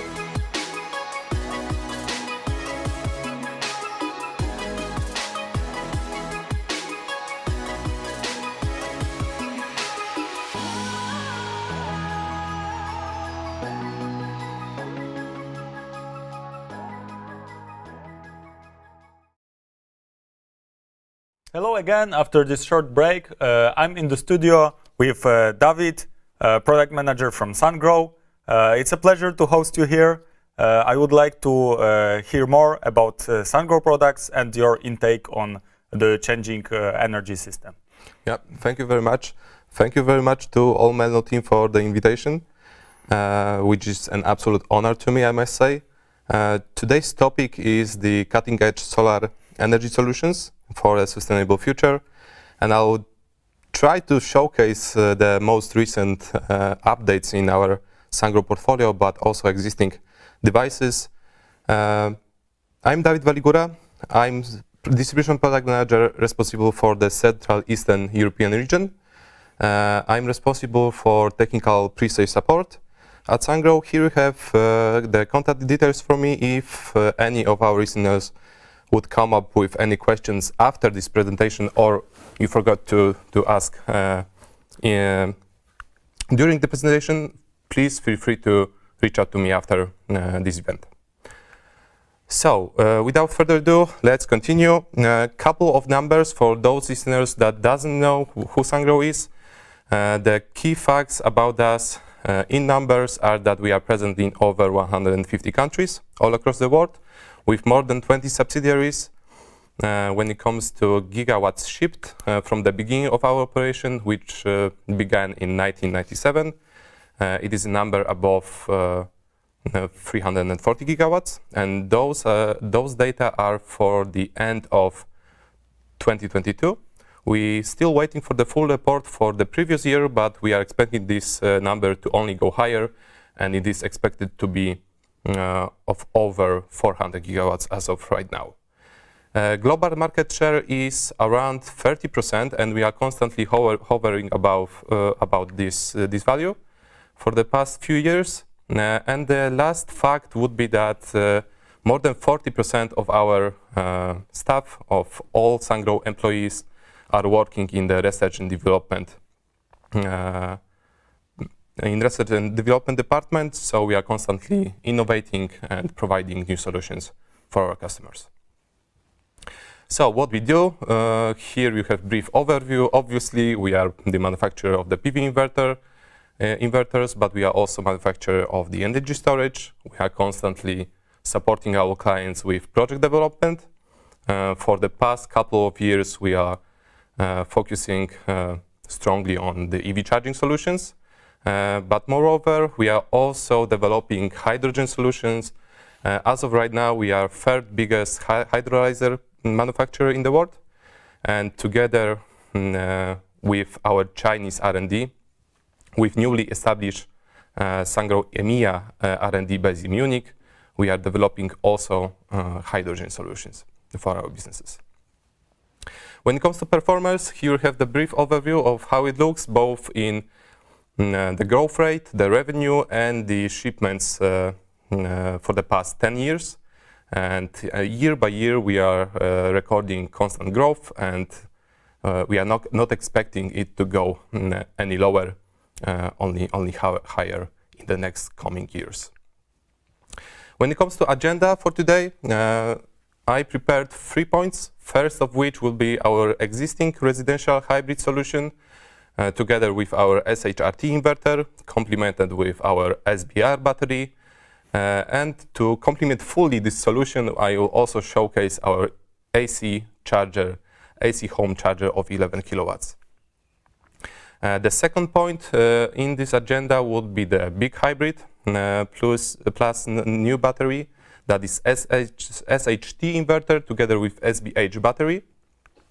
And lastly, I will briefly showcase our newest family member as the first power optimizer from Sangro, the SP600S. So yeah, the first point would be the existing three-phase hybrid. I will talk on the example of the three-phase hybrid, but please have in mind that we also have in our portfolio single-phase hybrid solutions. For three-phase hybrid, though, we are coming with 4 different power levels of 5, 6, 8, and 10 kilowatts. With this inverter, you can storage today or storage tomorrow. If you decide so to install this device without the Sangro battery from the beginning, the inverter will behave simply as a string-connected inverter. The anti-islanding protection would work every time when there is a grid outage, and you can decide to adapt the battery later on in the lifetime of your installation. The next point would be the redundancy. That is a funny word, but that's exactly what our inverters do.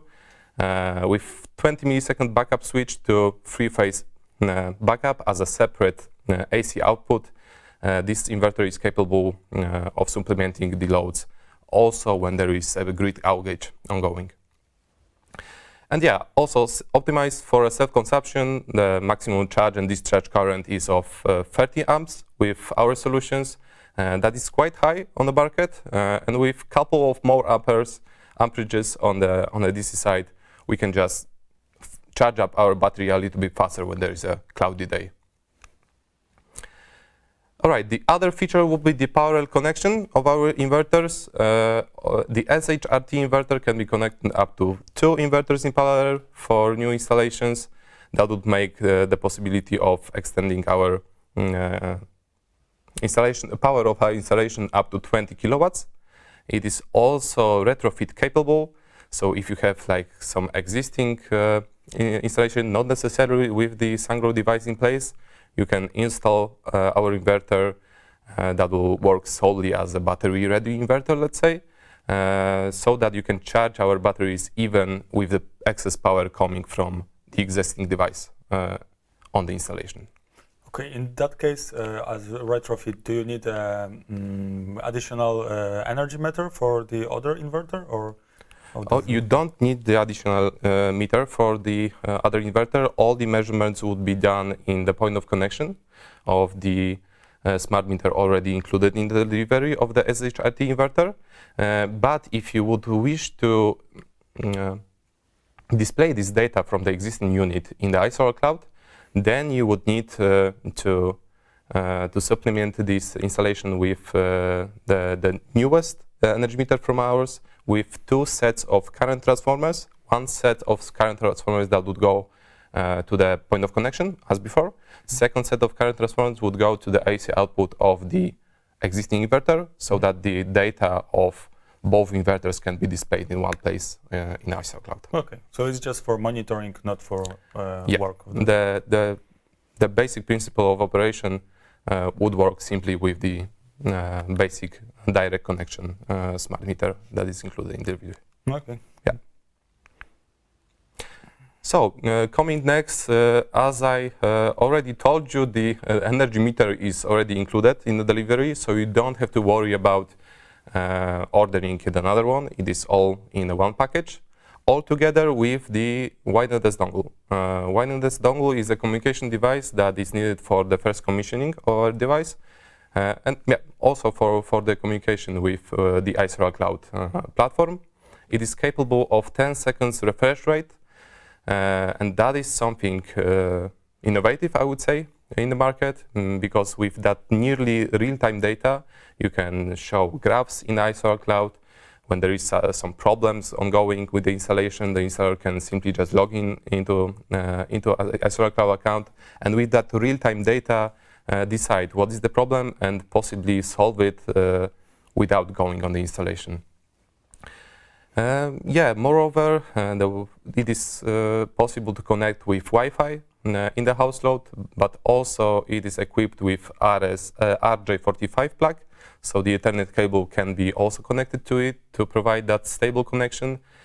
And if you wish so, through the same plug, the Modbus commands through the Ethernet, thanks to Modbus TCP protocol, could be broadcast to it to receive data and also to read the data from the inverter. So if you wish so to control your installation with some external SCADA completely, not using iSolar Cloud, then you can do so with this little device. All right, next point would be the SBR battery. So we have a single solution both for 3- and single-phase hybrid inverters. When it comes to 3-phase inverters, you would need at least 3 modules and maximum 8 modules on a single tower. That would give 9.6 to 25.6 kilowatt hours. And for single-phase inverters, you would need at least 2 up to 6 modules. That would make the capacity of the battery of 6.4 to 19.2 kilowatt hours. And yeah, it is of modular design, as I told you already. When it comes to connection in between the battery modules, it is connected completely without cables with that easy plug that you can see on this slide. The battery itself can be installed by a single installer. The single battery module weighs around 33 kilograms. And yeah, only power cables that are coming to the BMS of the battery are the regular solar cables of plus and minus, the regular 6mm square cables, all together with the RS485 wire for communication. Yeah, but safety first. Our battery are of the lithium iron phosphide technology.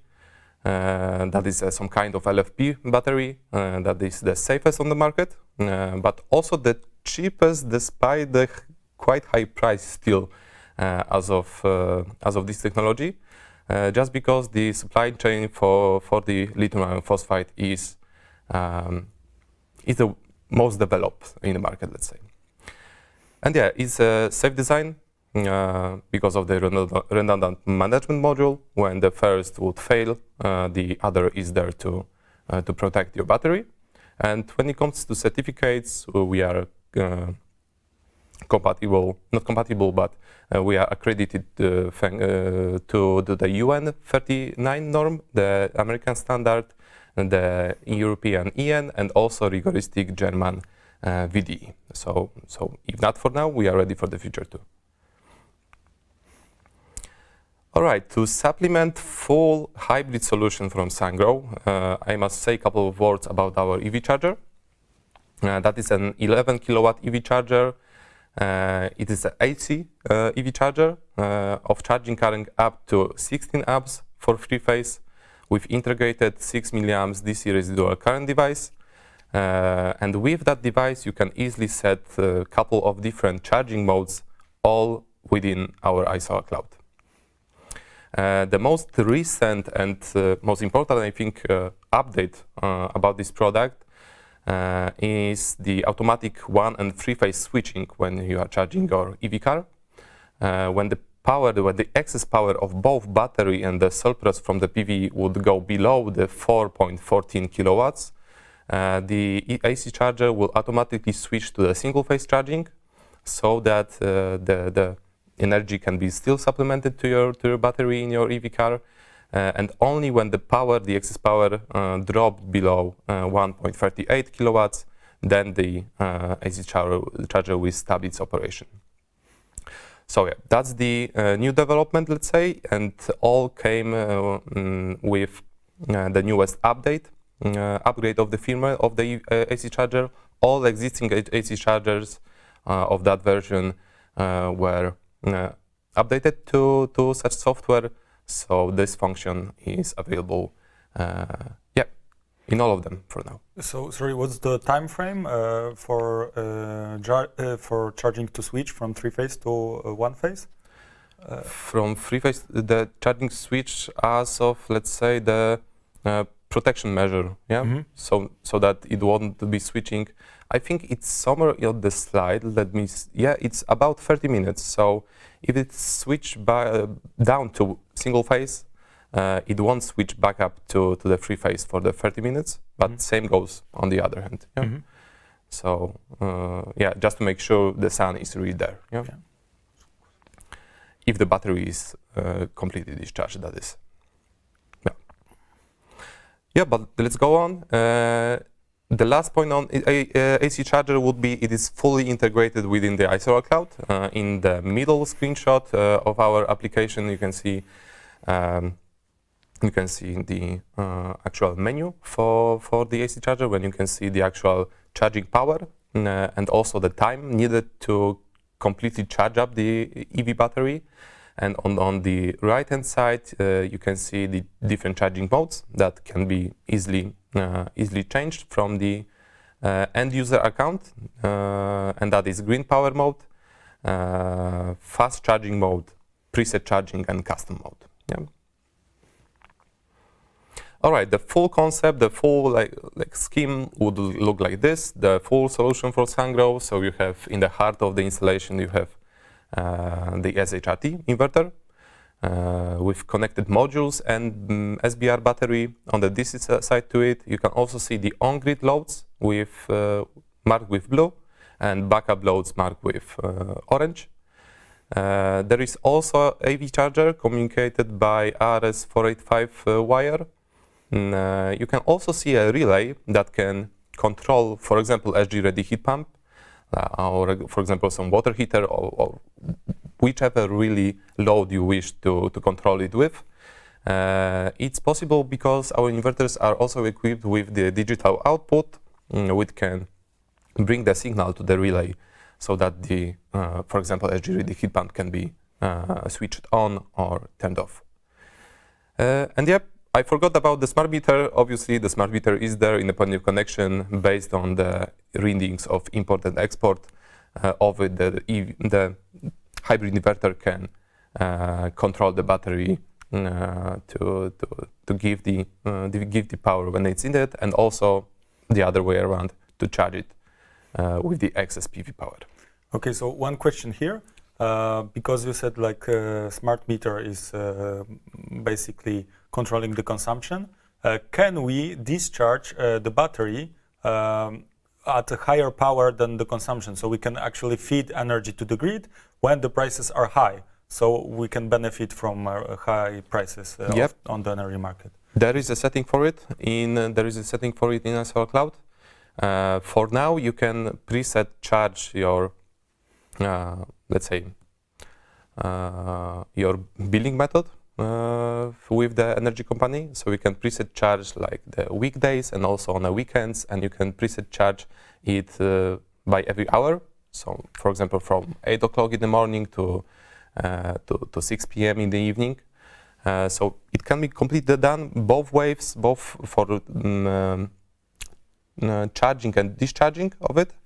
And yeah, that's how it works for now. When it comes to like preset charging with the energy prices in mind, we are still developing such solutions, but for now it works with third-party companies. We have a couple of installations already in Germany. We have loads of installations in Sweden and in Finland, and that works that way. But for now, with third-party company, with third-party controller that would give that data to inverter to tell them when to discharge actually. Yeah, yeah, but we are not saying no. We are developing something similar. So please keep it please keep it in mind. Yeah. All right. So let's go on. And that brings us to the second point of the presentation, which is the new generation solution of the hybrid inverter. And that is the SHT series. And here is how it looks. The SHT series comes with 3 different power levels of 15, 20, and 25 kilowatts, all of which are equipped with 3 MPP trackers, all of which are equipped with 5 strings, with single input for the third tracker. It is slightly higher current of EMPP, this working current, let's say, of 16 amps. So that brings us really to the level of the also bifacial module, let's say, up to 16 amps. There won't be any power cuts, let's say, when it comes to AC power on the AC output of the inverter. All right, with this new device, we finally introducing the AFCI and also PID recovery to the hybrid inverter. And thanks to its completely redesigned chassis, it is extra quiet because of just better heat dissipation. All right, altogether with new hybrid inverter, there is also new battery, the SBH battery.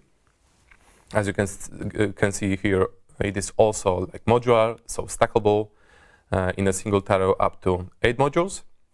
So for this solution, you would need at least 2 modules, up to 8. Each module is 5 kilowatt hours of usable energy. Yeah, it has slightly, not slightly actually, but largely higher current of 50 amps coming up from 30. And yeah, when it comes to backup in this inverter, previously with existing device, we had completely separate AC outlets, both for grid and the backup. With this new device, we've completely redesigned AC plug, this time connected in series, not in parallel. We are able to supplement full house load, And having in mind that, for example, on this picture, it is installed the 25 kilowatt inverter altogether with the 8 module battery, it can supplement up to 43 kilovolt amps to your households. Okay, so 2 questions here, maybe. What happens when there's too high voltage in the grid? So that happens, for example, in Poland. Do the inverter bypass the energy from the grid, or it switch off grid and supply the house load from battery and PV? So Yes. So for that, as it is with our existing device, it will need to work. I mean, the product is still in development, but it will work this way when there is a higher voltage in the grid. The inverter will switch to the backup output, completely cutting itself from the grid side, and it will, according to the EN norm, it will try to come back, try to search for the accurate numbers for the low voltage, for the permissible values every 60 seconds. Yeah. Mhm. So every 60 seconds he'll try and look what's the voltage of the grid actually. Yeah. Mhm. So the answer would be yeah. When there is a high voltage, the inverter will completely switch to the backup outlet and search every 60 seconds for permissible values. Okay. Yeah.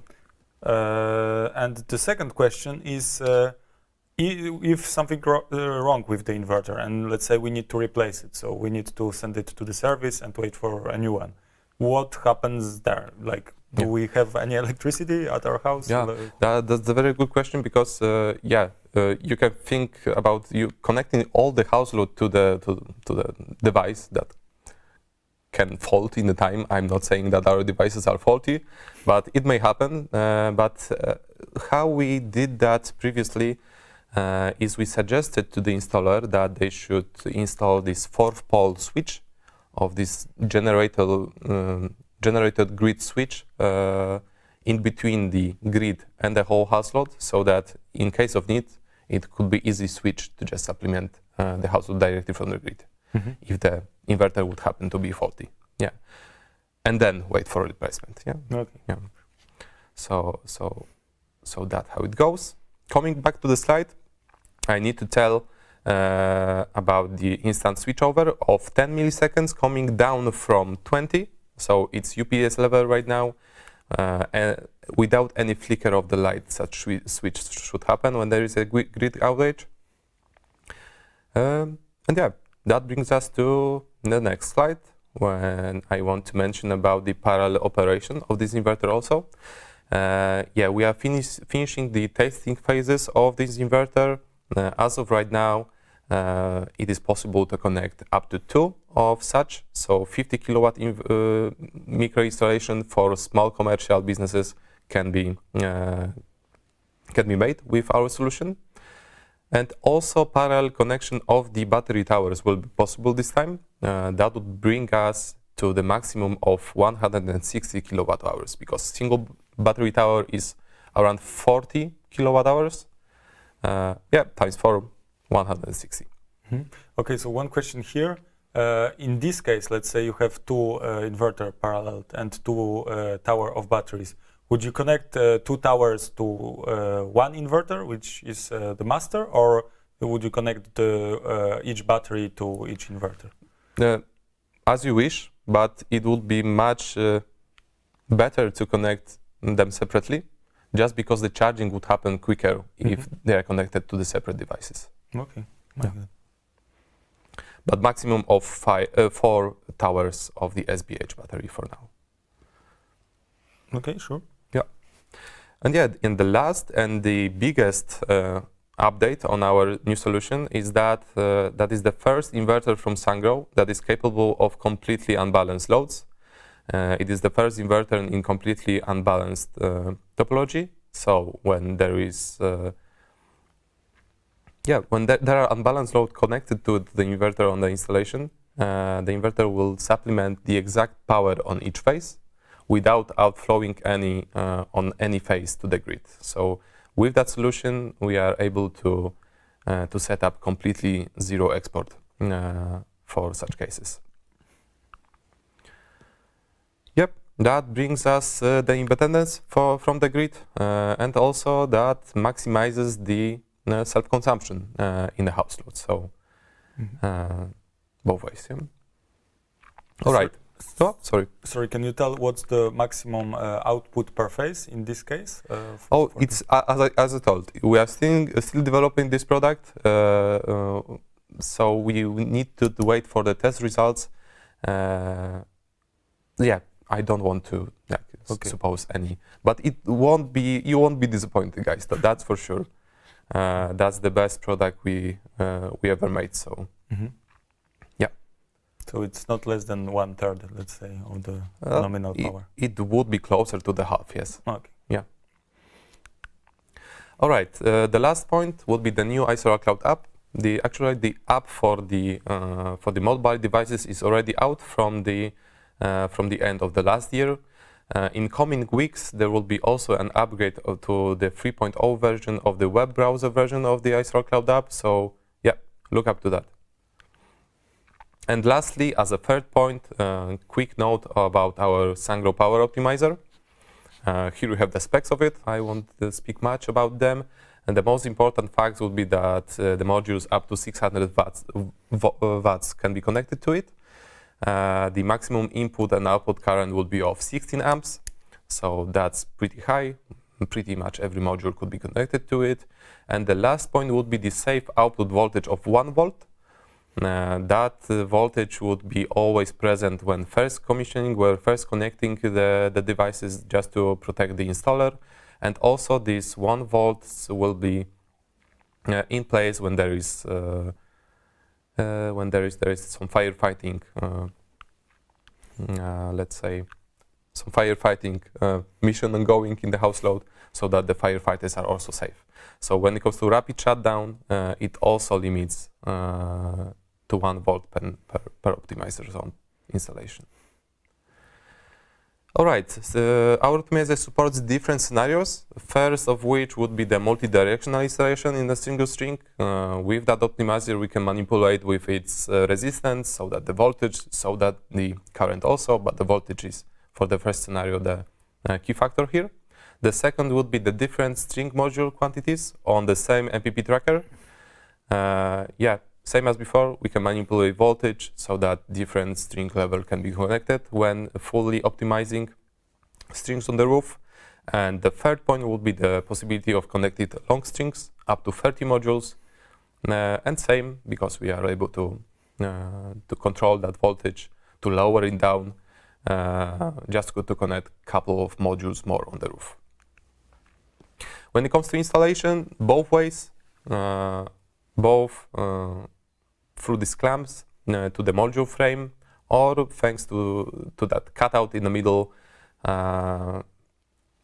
using the bolt to fix it to the construction under the PV modules. Yeah, safe installation, I spoke about it already, 1 volt when it comes to first commissioning, and also that rapid shutdown capability would limit each optimizer to single volt. Yeah, a note on the certification. There are a couple of different standards all across the world. The most important ones for us would be the German VDE, and also the National Electric Code coming from US and Canada. And National Electric Code tells us to drop the voltage to 80 volts within 30 seconds, and we managed to do that. We managed to drop the voltage to 30 volts because of the 30 PV modules maximum in the string, and we can do that in less than 20 seconds. Yeah. So module level shutdown happens so quick, and secondly, yeah, obviously it is of IP rating 68, so it can easily work under the surge of water, and also C5 protection as an anti-corrosive protection layer of our optimizers, but also on all our distribution products. And lastly, the product compatibility. We'll briefly speak about that. Firstly, it will come and be compatible with the newest versions of the single-phase string inverters and hybrids. Secondly, it would be three-phase regular string inverter. As a third point, it will be commercial inverters from our portfolio. And lastly, we are to make tests with the existing hybrid inverters. So that's the roadmap, let's say, in very brief. It will come with batches, let's say, single-phase inverters, string inverters for residential uses, commercial, and hybrids. Three-phase, yeah. At the end, it will be the newest hybrid inverter, Yeah, I suppose. we are speaking only about the newest version, just because we needed to complement our devices with the PLC modules on the DC side, because the communication between the optimizers is coming solely through the PLC, and our products lack this PLC module. So every newest version of our device will have this PLC module in place. Yeah. And that's actually all I prepared for you today. Thank you so much. And I think one more question from my side. We are ready for more questions, yes. Yes, so it's exciting to see SunGrow going into optimizers. Yeah. Do SunGrow see string inverters with optimizers as a better solution than, for example, microinverters compared to that? Oh, then that's once again very good question, and I must say I can tell, because we're not saying no to any solution on the market. Maybe from my inside, my note would be that single optimizer as a single device connected to a single module would be a little bit better on the heat dissipation, I suppose, other than microinverter that is connected to 2, 4, 8, or 12 of them. But yeah, I cannot say it's better or worse. We are not saying no to any solution, and we are looking forward to developing new products still. So let's leave it there. For this year, you stick with optimizers for now. Yeah. Okay, cool. Okay, I think I got all the answers that for the questions I had. So thank you very much, David. Thank it was you a very much, pleasure to have you here. Yeah. And now we can see if you listen to this presentation carefully and go to the quiz that is with the questions that SunGrow prepared for us. So if you paid attention, you can win amazing awards from SunGrow. So thank you very much once again, and let's go to the quiz.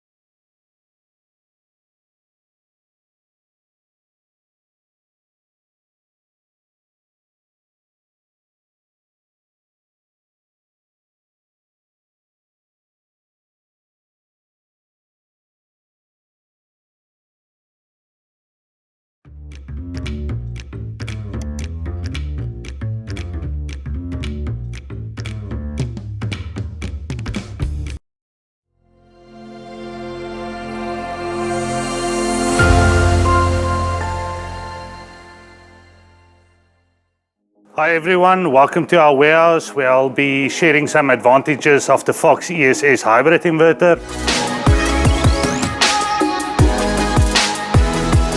First advantage would be that everything comes included in the box. You don't have to buy any additional accessories.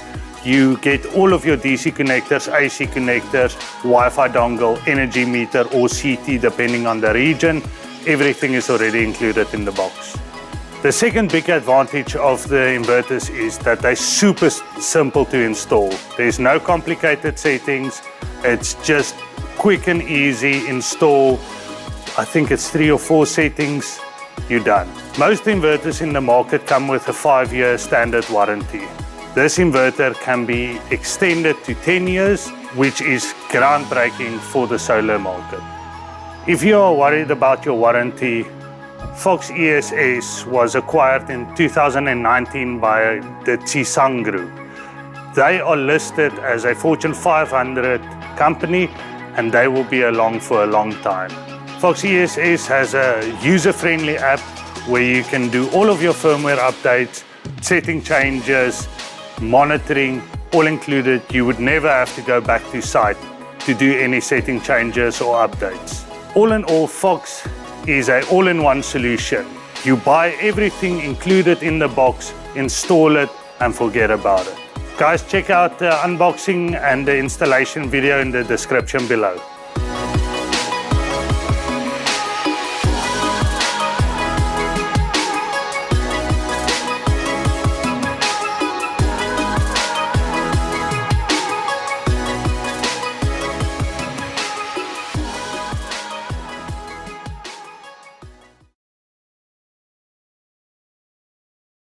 Time for our next guest, who is Piotr Halek from Fox as Global Fox. Piotr, I pass the voice to you. Share what you have prepared with us today. Thank you very much. Hello and hi. I came today to talk about Fox ESS as a company, to show you what we have, what our plans are for the next year and the next few years even. So let's start. Without further ado, Fox has been established in 2019 by Mikhail Zhu with a group of shareholders who were eager to build a company to share renewable energy with the rest of the people. They were trying to establish such a device that can be mass-produced cheaply and to provide as much useful energy for the customer as it can. So yeah, we've started our company manufacturing on-grid inverters mainly for the local market. They were good. The market bought the product, and then research and development started for the more sophisticated devices. And we are here right now. We have developed such inverters, hybrid inverters, with batteries, of course, using the newest technology and the best components to provide sustainable energy for the use of the world generally. As you've said, we are a global company, so we are thinking globally. Our workforce is mainly technical research and development employees, engineers. They were sourced from different companies around the world, from the PV industry. So we are a young company, but with a very long experience in the PV field. That encouraged us to try to bite the commercial and industrial market for the next year, as our products were good enough to be seen as a real player on the market. Our research and development is the focus of our company. We are still trying to resolve many issues concerning the PV world, as well as we try to provide a technological means to overcome some legislative, let's say, obstacles around the world. Still, the PV industry isn't in such a bloom that it's easily considered as a part of the global energy market. We have many research and development centers because we also deliver on-grid inverters, hybrid inverters. We develop our own cells. We have a very big help in one of our main shareholders. It's a Tsingshan Group. It's a real giant of steel manufacture and resource gathering. That enables us to manufacture our devices and our products in a vertical chain of manufacture. What that mean? That means that the resource needed to manufacture our products is gathered and reforged in our own company, in our own technological circle, which enables us to provide a cost-effective product with the best components and the best knowledge and the cutting-edge technology to the customer. So that's our aim, and for future, we are still aiming to be such a company, to be on the cutting edge of technology in the PV systems. Sorry, you said you are developing and producing string inverters, hybrid inverters, and cells. It's PV cells? Well, no, battery cells. Okay. We are manufacturing also energy storage solutions. So we invest heavily into cell development. Okay. Right now we are using LFP chemistry only in our batteries. And why is that? Because we believe that this is the future of the battery systems right now. This chemistry is best suited for large, medium-sized energy storages. This chemistry is very safe. We haven't got any accident, catastrophic failures, or we haven't got any such incident with this chemistry. Okay. So we believe that the safety of those energy storages that will be used is very important. There is a really large amount of energy stored in this chemistry, so it must be safe. It must be resilient to weathering. It must be stable to provide a long lifespan of such a device. So yeah, we are mainly aiming in this chemistry. Of course, we are trying with new and newly developed aspects of battery chemistry, but still we need to test everything just to be sure our standard is maximum safety for our customers. Sure. Thank you. So let's move on. Of course. This is our pride and joy. This is our Fox Wenzhou inverter factory. This is the largest independent inverter factory in Asia.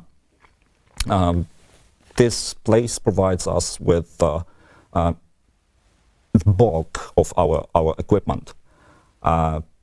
We have big plans because this branch of market is growing rapidly.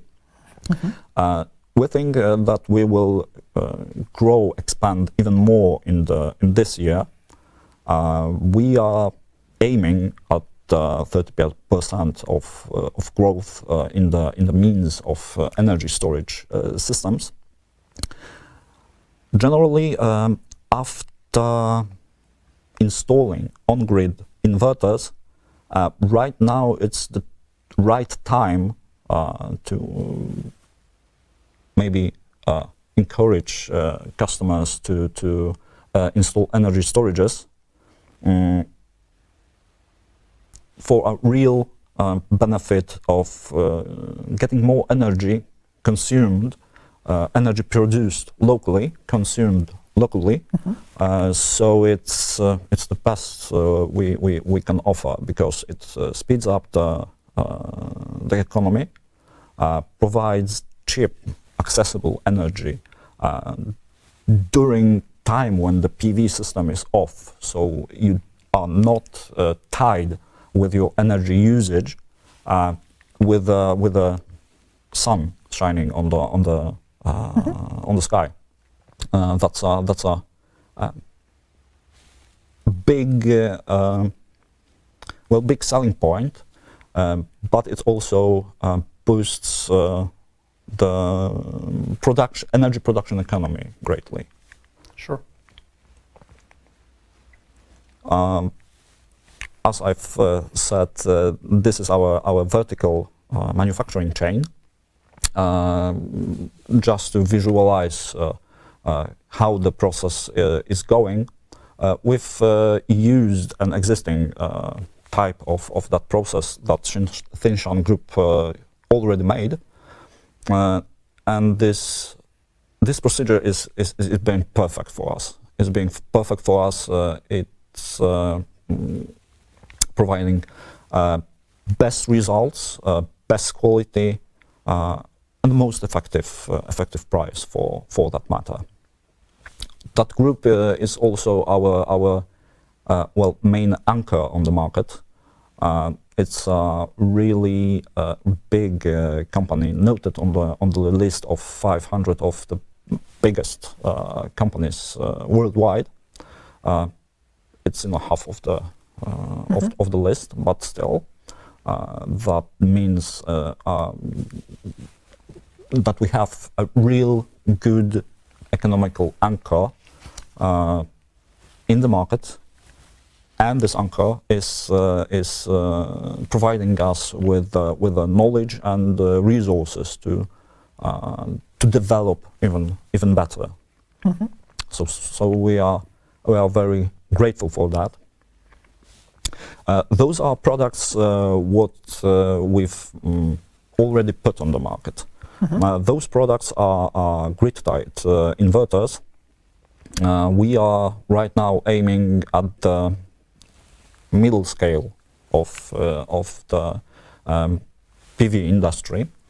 We've already developed small inverters with one phase, one string. We've developed middle inverters, 2-string, 1 phase, 2-string, 3 phases. Right now, it's the right time to try to bite the commercial and industrial market. For this year, we've prepared R series, our first player on big farms and large installations, aiming at 100 kilowatts of power. Per single device? Yeah, per one device. Those devices, all new devices that Fox CSS manufactures, can be joined into a one parallel system. Right now, it's up to 10 units. So you can buy a system tailored to your needs. If you need a 150 kilowatts of power, you can easily achieve that with perhaps two devices. You can choose one device, one central inverter, or you can choose distributed inverters throughout a bigger site that manufacture energy for you. It's up to the customer's needs. We are to suffice them. Right now, we are promoting new installations already with hybrid inverters. That cuts costs, but we can also provide energy storages for already existing sites with a standard on-grid inverter. We provide such a cost-effective solution to boost the energy storage as a whole. We've sold and installed many thousands of on-grid inverters. Those sites will work even better with energy storage. They will earn their money earlier than without it. So it's a nice addition for a customer. So your on-grid inverter, if I understand you correctly, has input for a battery. Well, no. On-grid inverters are on-grid inverters. Okay. So they are mainly for energy producing, manufacturing energy. For energy storage, we propose an AC charger. Okay. It's a device connected directly into your grid, into which grid an on-grid inverter is already putting the energy. So from that grid, this device senses how much energy is free to be harvested into the energy storage, harvests that energy, and when the customer needs that energy and the on-grid system is too low on power, this unit kicks in and provides the needed energy from the energy storage. Which can be based on a few types of batteries. We've got three types of batteries right now on the Polish market. We are developing the fourth type. Two of them, like HV25 Myra and HV2600, design has been proved and it's has been successful. But our development team designed a new type of battery that is even bigger than our standard HV25 Myra module. Is stackable, so doesn't need any enclosure like a Myra battery, which has been rack mounted. Also, we have EP5 and EP11 battery on the way. Those are our propositions for the commercial market. Those will be large batteries designed to be used for larger units, larger needs, like smaller company, like bigger house even. So what size, what capacity does it have? Will it have? Well, we will have a few flavors of that, of the ECS battery. Those will be available in 4 different sizes to pick from. Every module will have 2 and 8, 2 and 9 kilowatts of capacity, the first type. The second type will have 4 and 8 or 4.3 kilowatt hours of capacity. But this is for one module. Those modules are stackable, and the master module already have BMS and the battery inside it. So the montage of that system is proposed to be done by one person, which is quite revolutionary. Because, well, LFP chemistry isn't light. Those batteries can be really heavy, So Yeah, my back know it from experience. yeah. So if you have an opportunity to mount such modules by yourself, that's the most cost-effective way to do that, because you cut costs of the other technical guys, installers that have to be on the site just to help you to install that battery, to properly do the cabling. With the ECS, you don't need even to think about the cabling, because there is no cabling. Those modules are stacked one upon another and connected through a built-in connector. You don't need to do anything, and you end up with, I believe, one of the biggest of energy storages that can be obtained through a use of a home-hold device, Which is? H3, and our new proposition is H3 Pro. H3 is a hybrid system, a three-phase hybrid system, capable of connecting to the grid, to your PV array, and to your batteries. H3 Pro, of course, will do all that H3 can, but it will be a bigger brother, especially designed for large commercial units, large houses that need a lot of energy, because they will have nominal powers up to 30 kilowatts. But that 30 kilowatts is a one thing.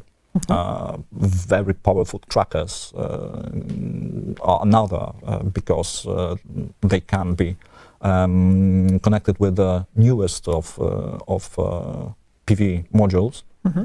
They can withstand 32 amperes, so it's a pretty hefty current. But the really interesting point is that it can connect to two BMSs. So that's a revolution, because all the other devices can have one BMS, and that BMS can connect to Some pack of batteries. Right now we have two BMSs that are able to connect to two stacks of ECS batteries. This in sum is above 80 kilowatt hours of capacity. So that's a really nice capacity of such a bank. Even if you think of EV charging, the usual small EV car probably has between 70 or 80 kilowatt hour battery capacity. So you can think that this energy storage can output a one electric car fully charged, depending on the weather, of course. But still, you can charge your EV car freely from one device during the night from the energy from the day. Yeah, exactly. And if you can imagine that you have a system of many such units connected in parallel, that we are facing a really big amount of energy that we can reflow as we imagine. Because after harvesting that energy from the PV array, it's up to the customer what to do with that energy. He may sell it, he may use it, he may charge his electric car with it. That's up to him. We are just proud that he will use our device to do that. Of course, our devices, our hybrids, can work fully off-grid, so you don't even need to connect the grid to them. If you have such a site, you can install a H3 working in off-grid mode indefinitely. So it's a hybrid off-grid solution that we propose. The bigger brother of H3 Pro is R series. This is mainly designed for farms, for bigger plants that will use a lot of inverters. We've tried to incorporate everything we've designed good into the device. So I believe it will be another good player, another hit on the market. I can see that there is DC and AC SPD over voltage protection inside every series. Are they replaceable? Yeah, they are on a board that can be replaced without taking care of all the unit weight. So you can do it on site without any hassle. Okay. You can exchange anything if something happens. Something happens. It fuses, so it breaks when it works. Accident happens. That's the point of doing it, of having it. Exactly. I would like to present you our newest product that we think will bridge the gap between the medium to small inverters and large R series commercial inverters. That's a U series. You can think about this inverter like a small farming equipment. This is mainly designed to be installed within a plant done on ground that have an AC connection, probably a longer way away. So you are harvesting DC power through the U series, sending it without losses through AC to your switchboard.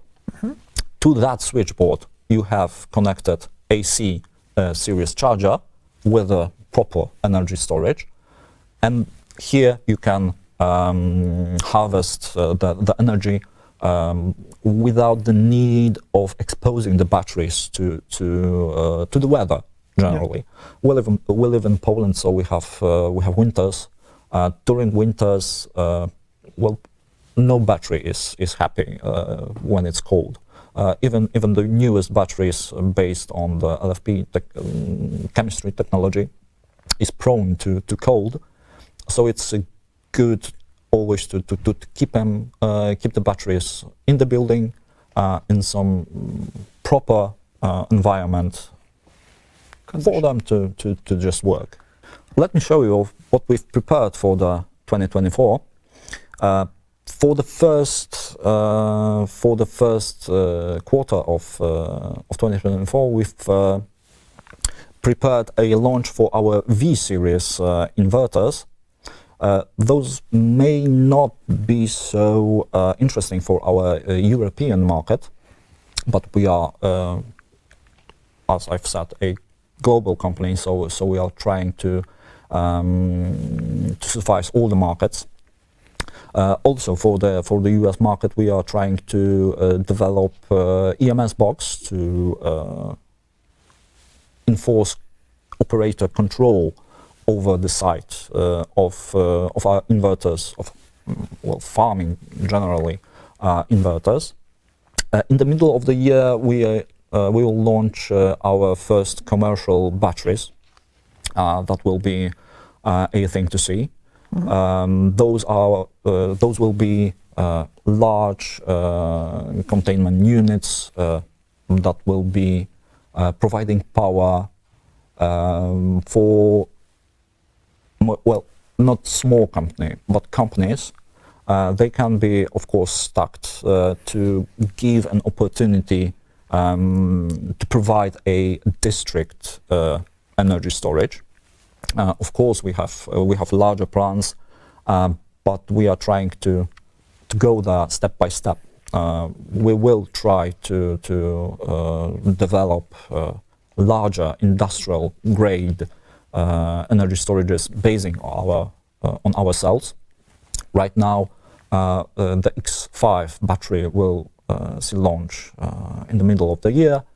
After that, we will launch a micro inverter family of inverters.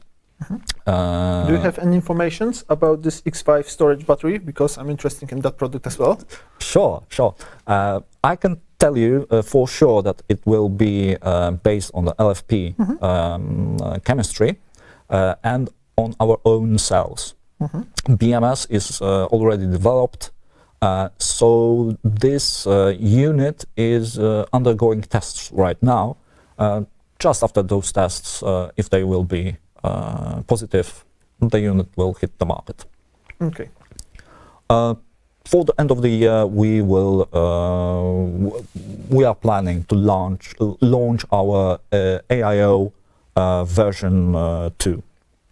This will be an opportunity for smaller clients to have a fully capable hybrid system with energy storage and energy management system in one device, in one chassis that will be easily concealed, that will be looking nicely and providing the power for the small to large house.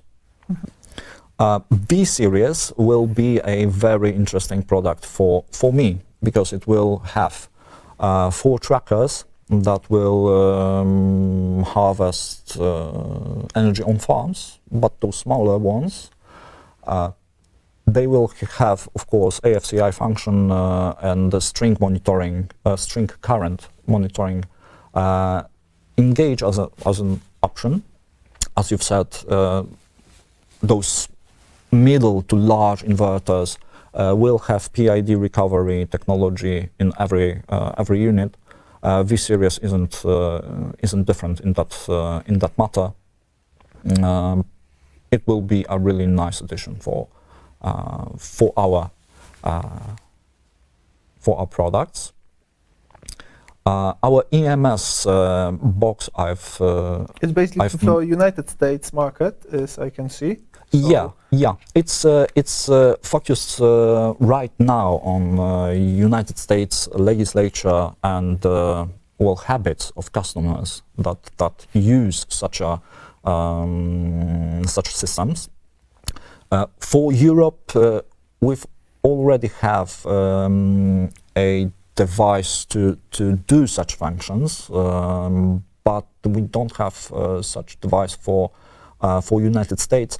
Also, no other third company is placing such a product on the market in the States. We think that this will have a good, well, maybe not example, but this will show what we can do in Europe and what we can expect, what we can build into that device that will be good for our European customers. Right now, this device can operate up to 30 devices, so up to 30 inverters with energy storages. You can communicate with those devices through the hub like this, but also energy operator can see and integrate its own systems with your plant.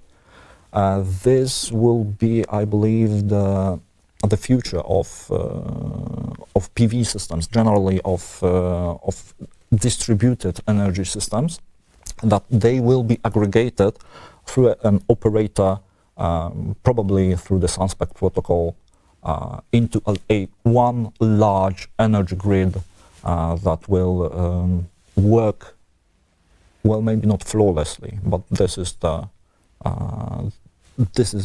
target we are aiming for. Of course, you can control the energy output. You can control the inverter's behavior through that device. So it will be really nice, another real nice addition for our company.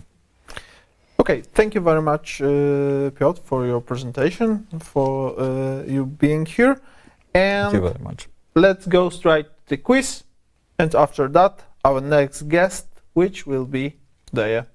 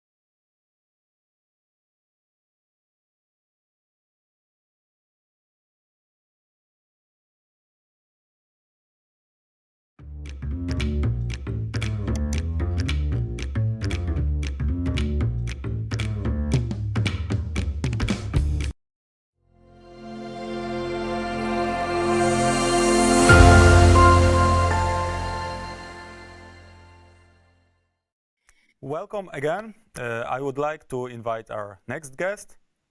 We are on international call with Peter from DEA, and I would like to hear more about DEA solutions regarding hybrid systems and energy stores.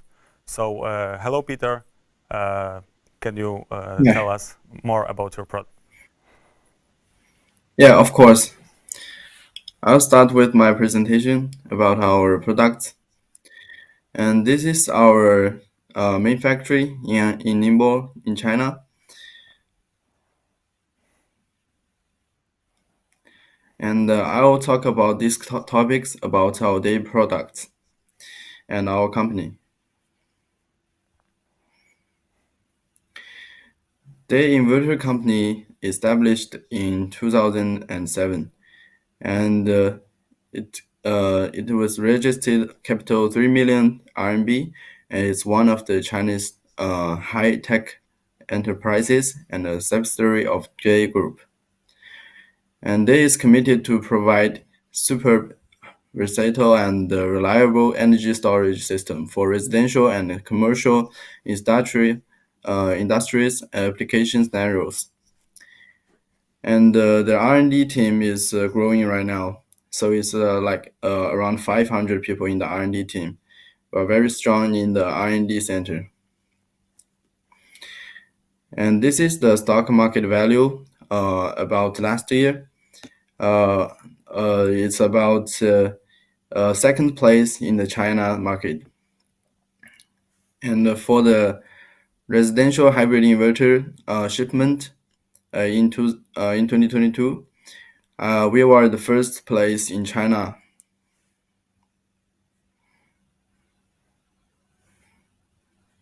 And this is our milestone. After we are established in 2019, our split phase hybrid inverter was released for the US market. So we opened the market for the US. And also later we become the number one supplier for hybrid inverter in USA, and also the number one supplier in the South Africa market. And the target in 2021 was 600,000 pieces shipment for hybrid inverter only, and we achieved it. And in 2023, our target is 800,000 pieces, and we also did it.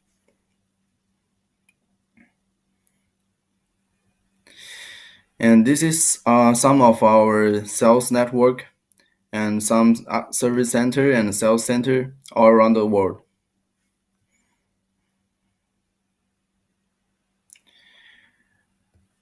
This is our product type. First, string inverter, power rate range from 1 to 136 kilowatt. Microinverter from 300 watt to 2000 watt. And the hybrid inverter is our main product, from 3 kilowatt to 50 kilowatt. And the lithium battery is from our lithium battery factory, also under DEA Group. And the string inverters from single phase to three phase. Single phase include 1 kilowatt to 10.5 kilowatt. And the three phase is from 6 kilowatt all the way to 136 kilowatt. For the microinverter, we will have three basic models based on the MPPT number, and also many generations of the product. But the basic MPPT number difference is the same. First one with 1 MPPT, second one with 2, and third one with 4 MPPTs. So basically, you can connect a normal size panel on one normal size panel on the first one, 2 panels on the second one, and 4 panels on the third one. And for our hybrid inverter, which is our main product, we classify them as 3 kinds: low voltage single phase, and low voltage three phase, and also high voltage three phase. For low voltage single phase, the maximum parallel number will be 16 pieces, and for the three phase, products, no matter it's high voltage or low voltage, they are the same number. It's 10 pieces. And the low voltage three-phase is our most special product in the market. It's very rare in the market. Not so many companies make the low voltage three-phase inverters, but it's very popular in Europe because most Europe in house grid is three-phase, and they want to use low voltage system in their residential market.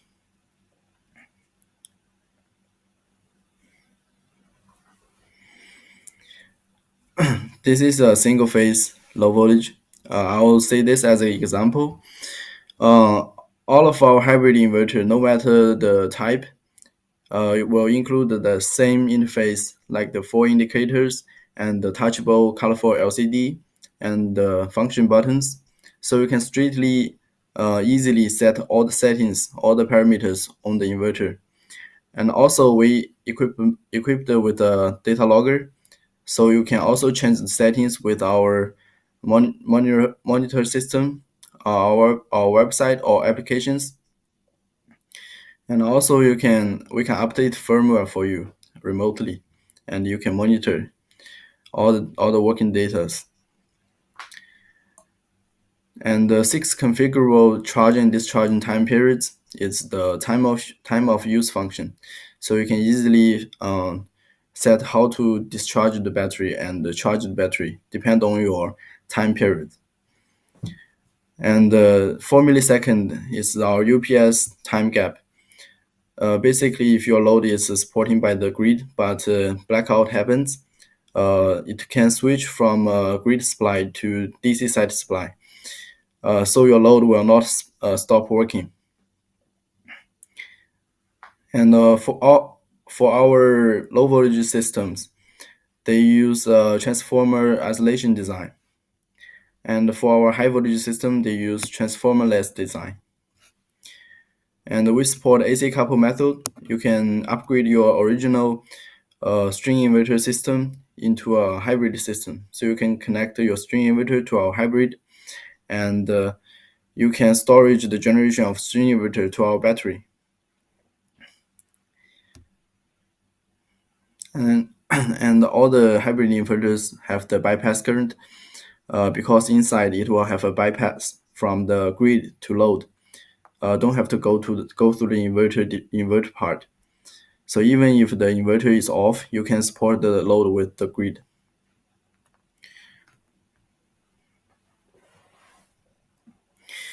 And this is a three-phase high voltage. All the basic functions logic is all the same, and include the interface and the data logger, and the time of use, UPS. All these functions are the same. But for the battery input, it can support 160 to 700 volts, and also it can support higher bypass current. And because it's a three-phase output on the load port, so it can support three-phase unbalanced output.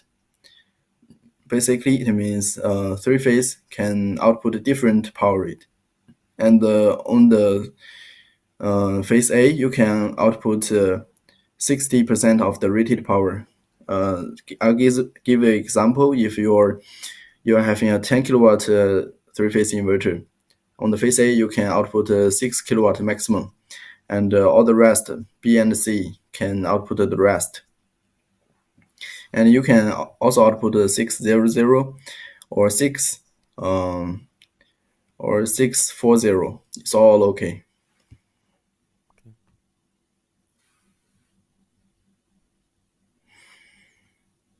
And for our lithium battery, this is our low voltage lithium battery.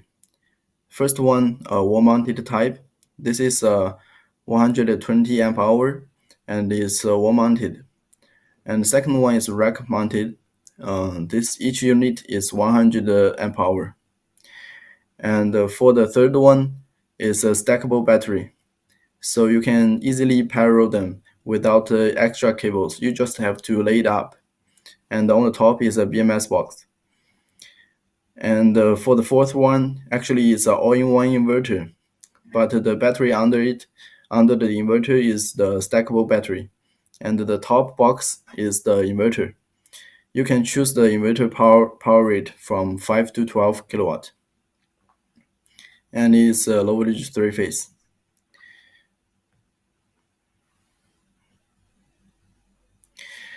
And the first one is the all-in-one low voltage inverter we talked about, and the second one is also a all-in-one inverter, but it's high voltage. It uses a GBL battery, our stackable high voltage battery. And on the top, you can choose from 5 to 25 kilowatt, high voltage three-phase.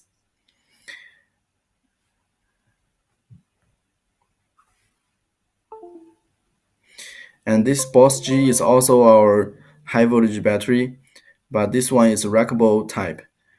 You can add a maximum 12 units of the battery unit in one cluster. Each unit is 51.2 volt. So if you connect all the 12 of them, it will become like 612. And each one is 5.12 kilowatt hour. And this is our three-phase low voltage inverter.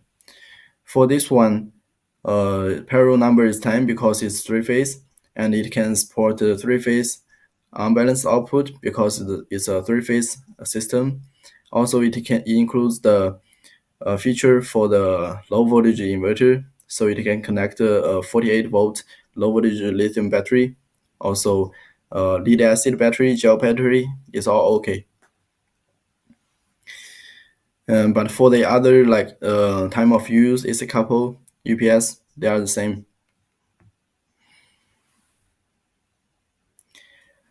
Compared to the high voltage battery, low voltage battery is more safe, considered as safety, and also it's easy to expand because you usually don't have to connect the extra BMX box.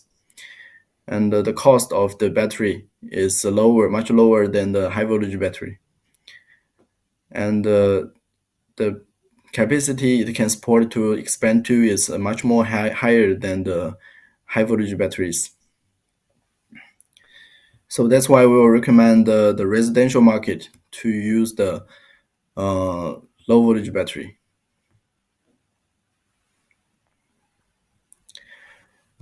And for our simple application form, you can see the grid-tied inverter, smart load, and diesel generator. This is because our generator port can support these three functions. You can not only connect a simple generator to support the load when the grid is off, you can also connect a grid-tied inverter, like I was talking about, the AC couple function, and smart load. You can connect a load on the generator port so it can become an output port. And this load can be switched on and off depending on your battery's SOC. If SOC is low, then you can choose to turn off. And the SOC is high, then the load can be turned on. This is to use more your PV energy, to spend your excess PV energy.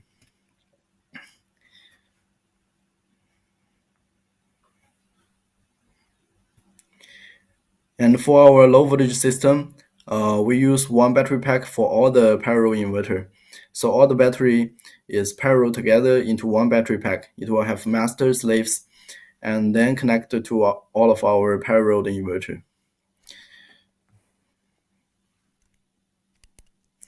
And this is a application form for our time of use.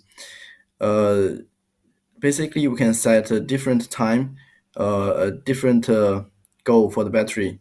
So in this time, you set a goal for the battery. Battery will see whether itself is higher than this value. If it's lower, then it will charge. If it's higher, then it will sell or support the load.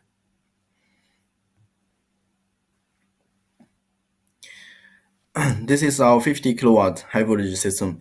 The main feature for this one is to have two individual battery input, so it can have two different BMS.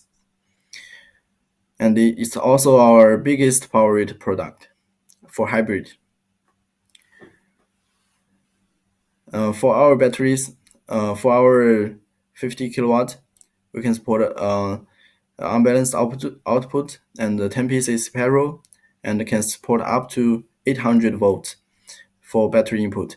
And we are the earliest manufacturer for the individual generator port. And we use EVE battery cell, can support to 90% DOD. And the HV system battery support maximum 1C charging and discharging.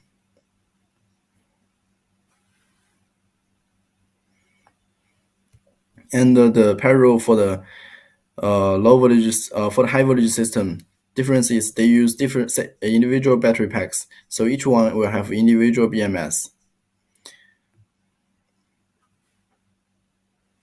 And this is some conclusion about today's day advantage.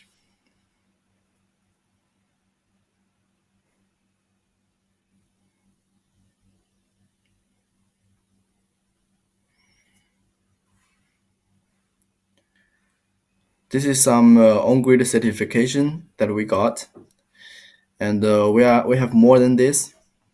This is just some of them.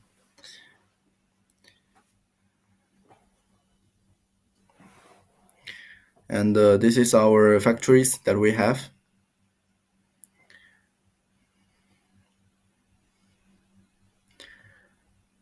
This is our blueprint.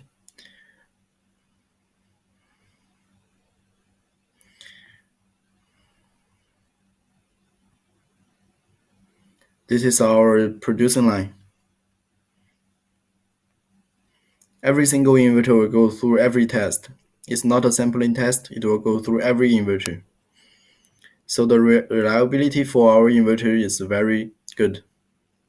And this is some applications in other countries, some plants.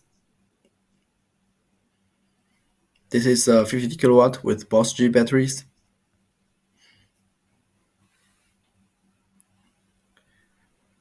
Thanks. Okay, thank you for your presentation. Now I would like to ask you a few questions about it, because you showed, for example, that you have for three-phase inverters, you have both like high voltage and low voltage inverters. So what kind of inverter you would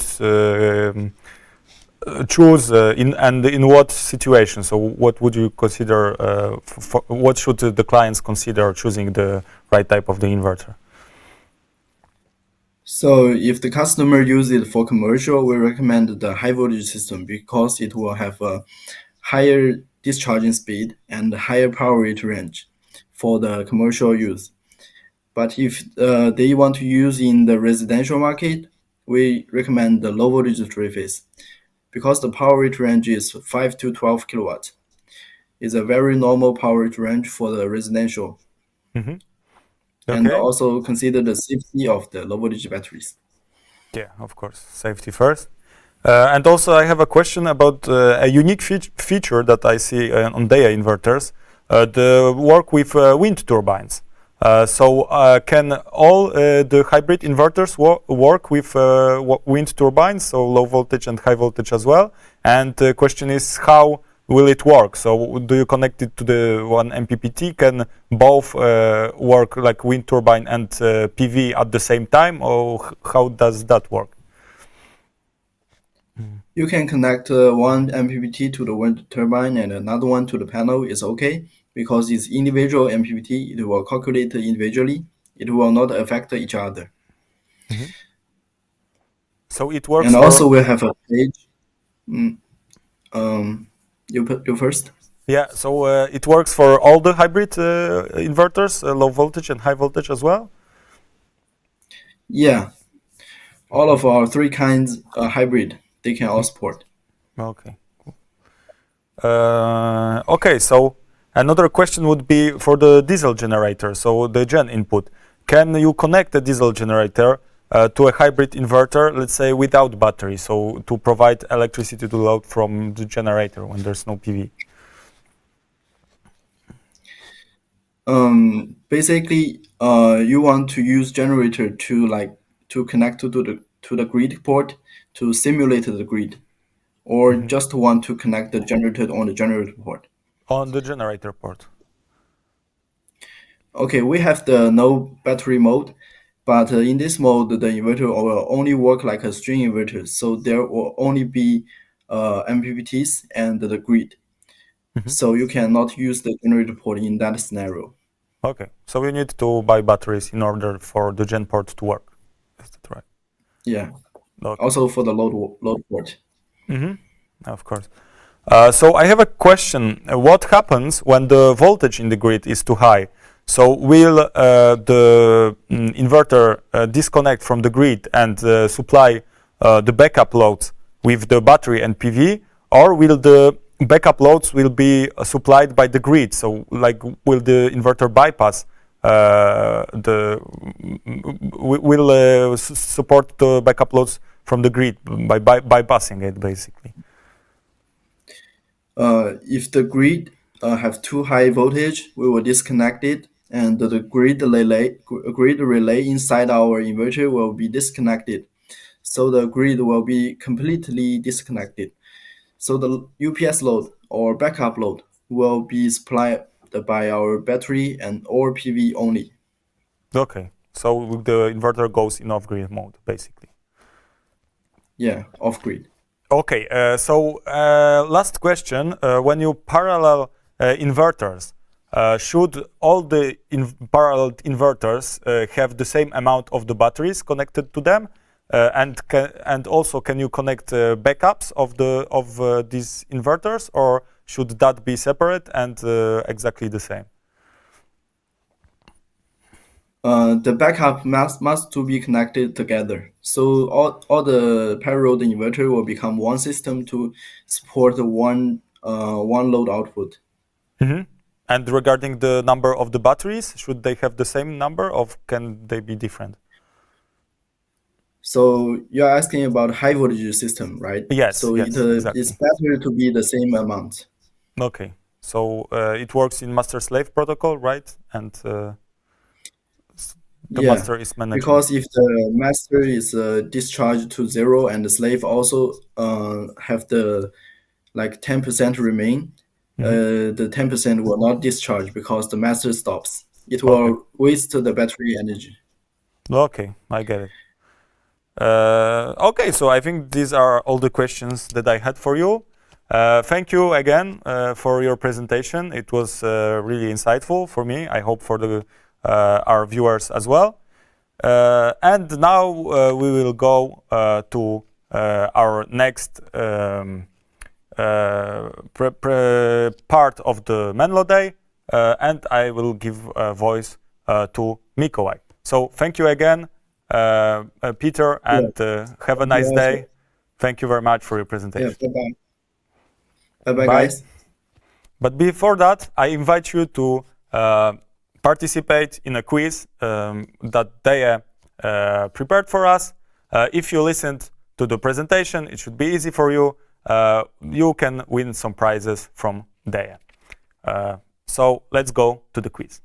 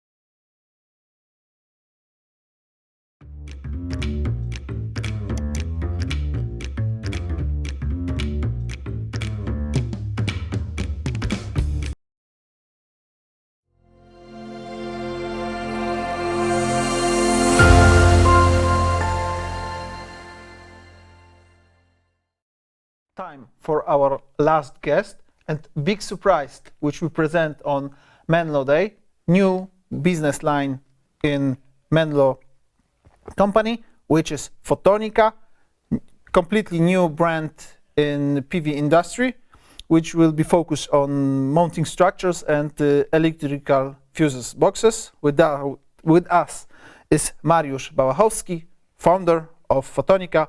Could you tell us something about your company and your products?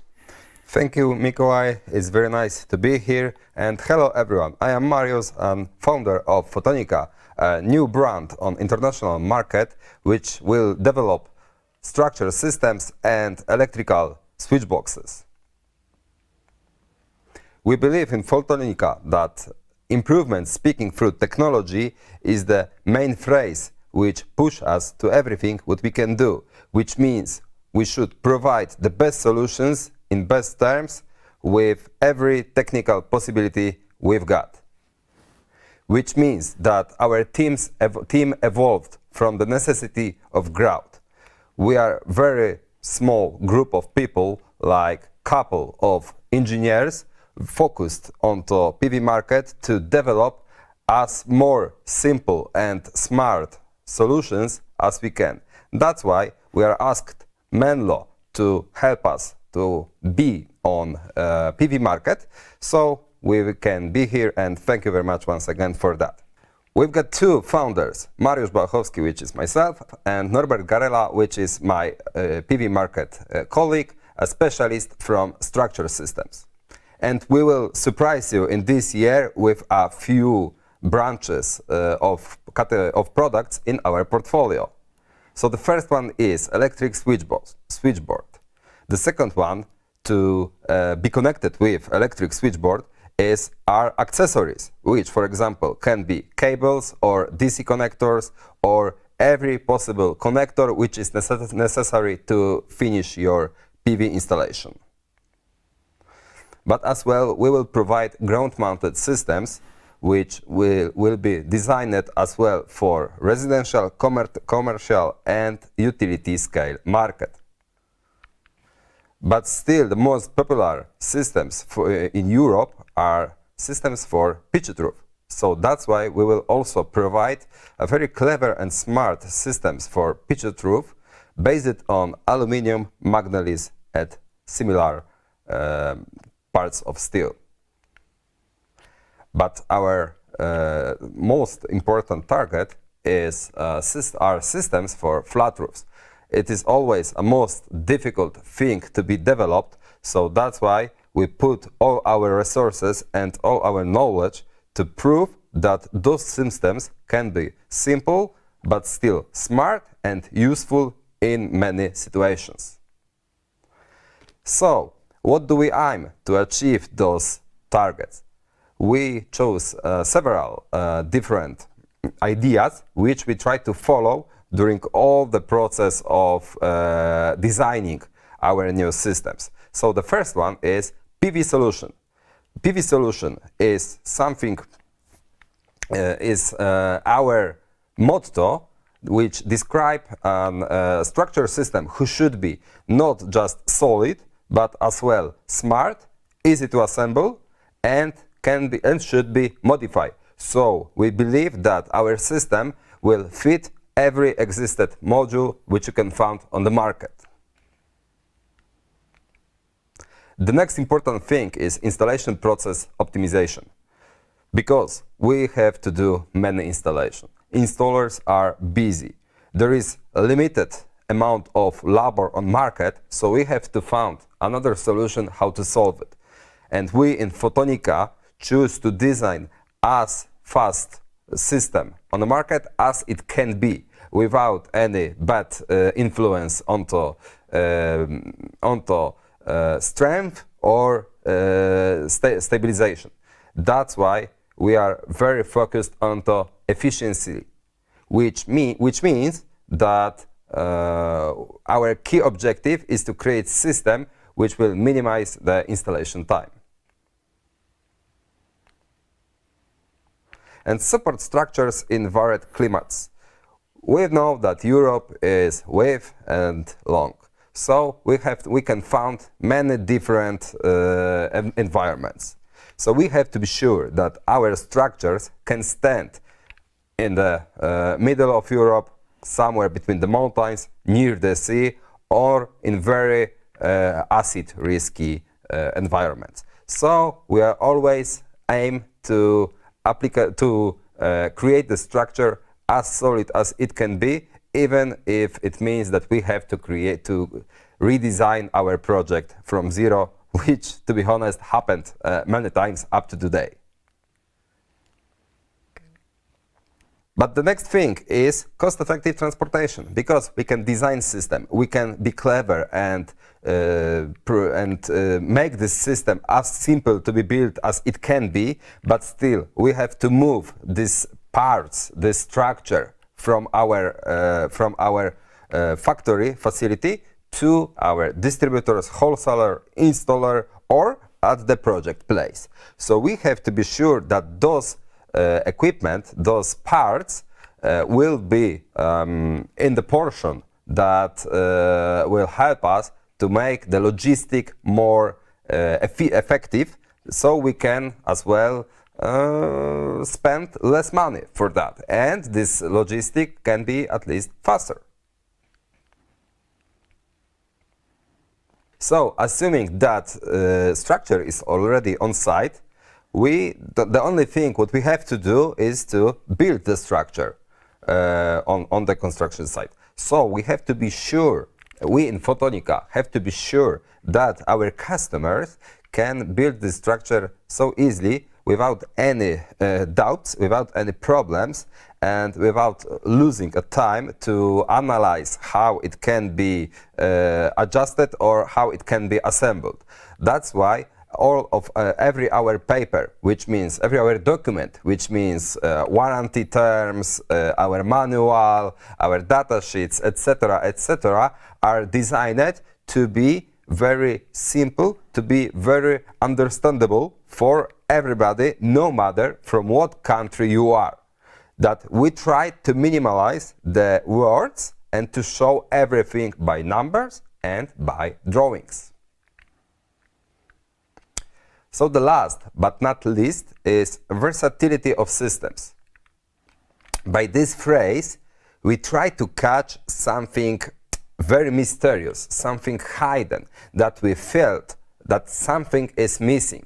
So we analyze every step once again, every idea we create, and we found that versatility is pretty good word. We can use it. We can use here because every our system is designed to be part of another system. So we can switch the parts between the systems and make them useful in many possible different situations.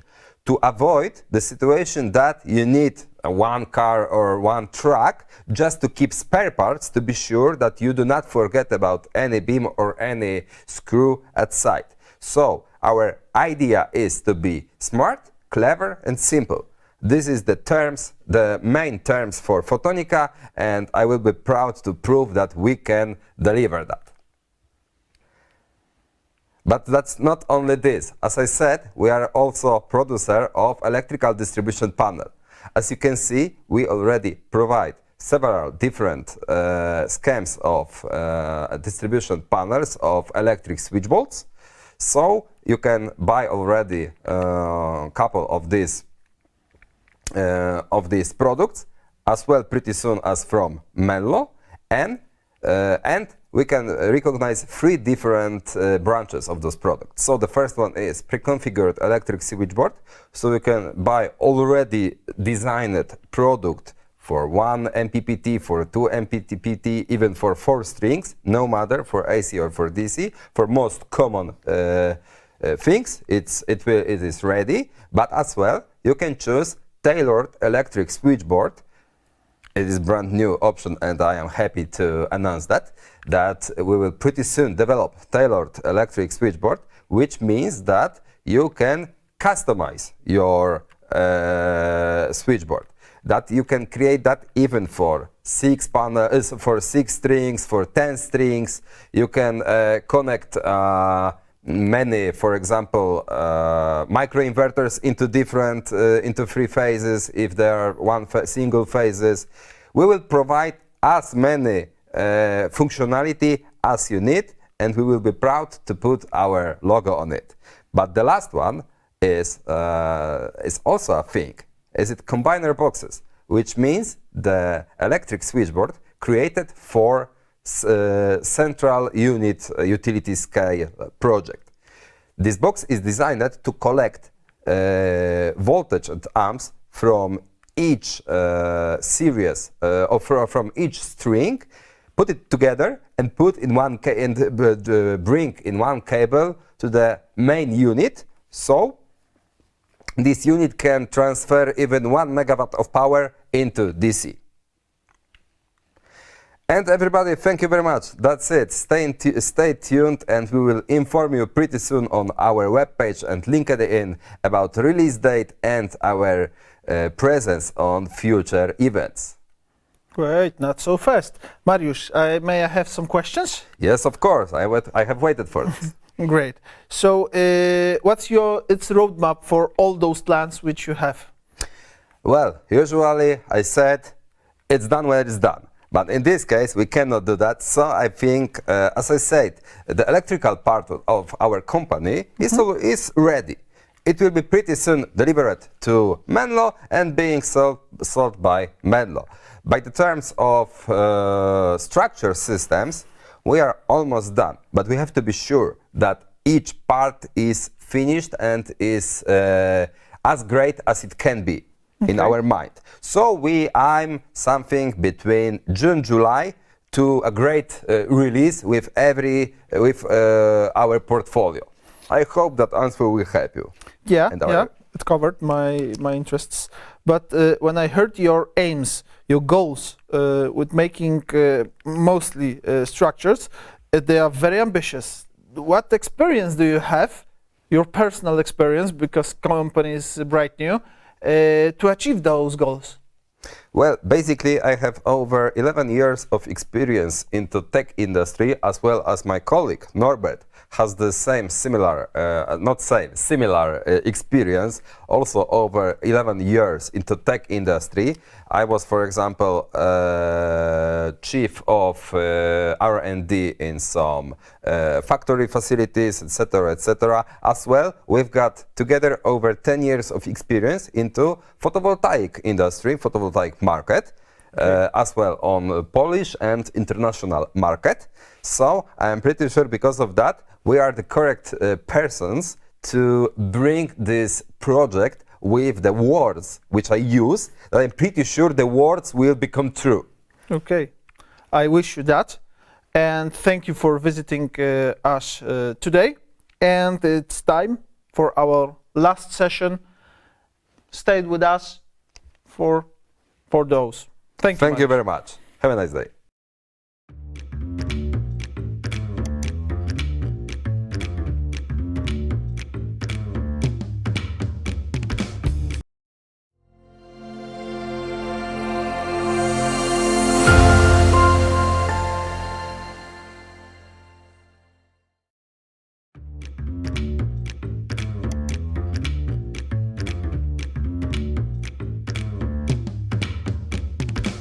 Now we are slowly moving to the end of our Menlo Day. We already highlighted the topic of models, hybrid and energy storage. We also met with the top brands from our PV industry, and I hope it will give you a clue what happens next with our industry. Thank you for participating in our quizzes. We have your emails and we will contact the winners after the event. Once again, thank you for your time. Check our social media to stay in contact. It was an exciting day for us. Hope for you as well. Thank you for spending this day together, and we look forward to see you on our training and fairs in the future. Thank you. Bye. Have a nice day.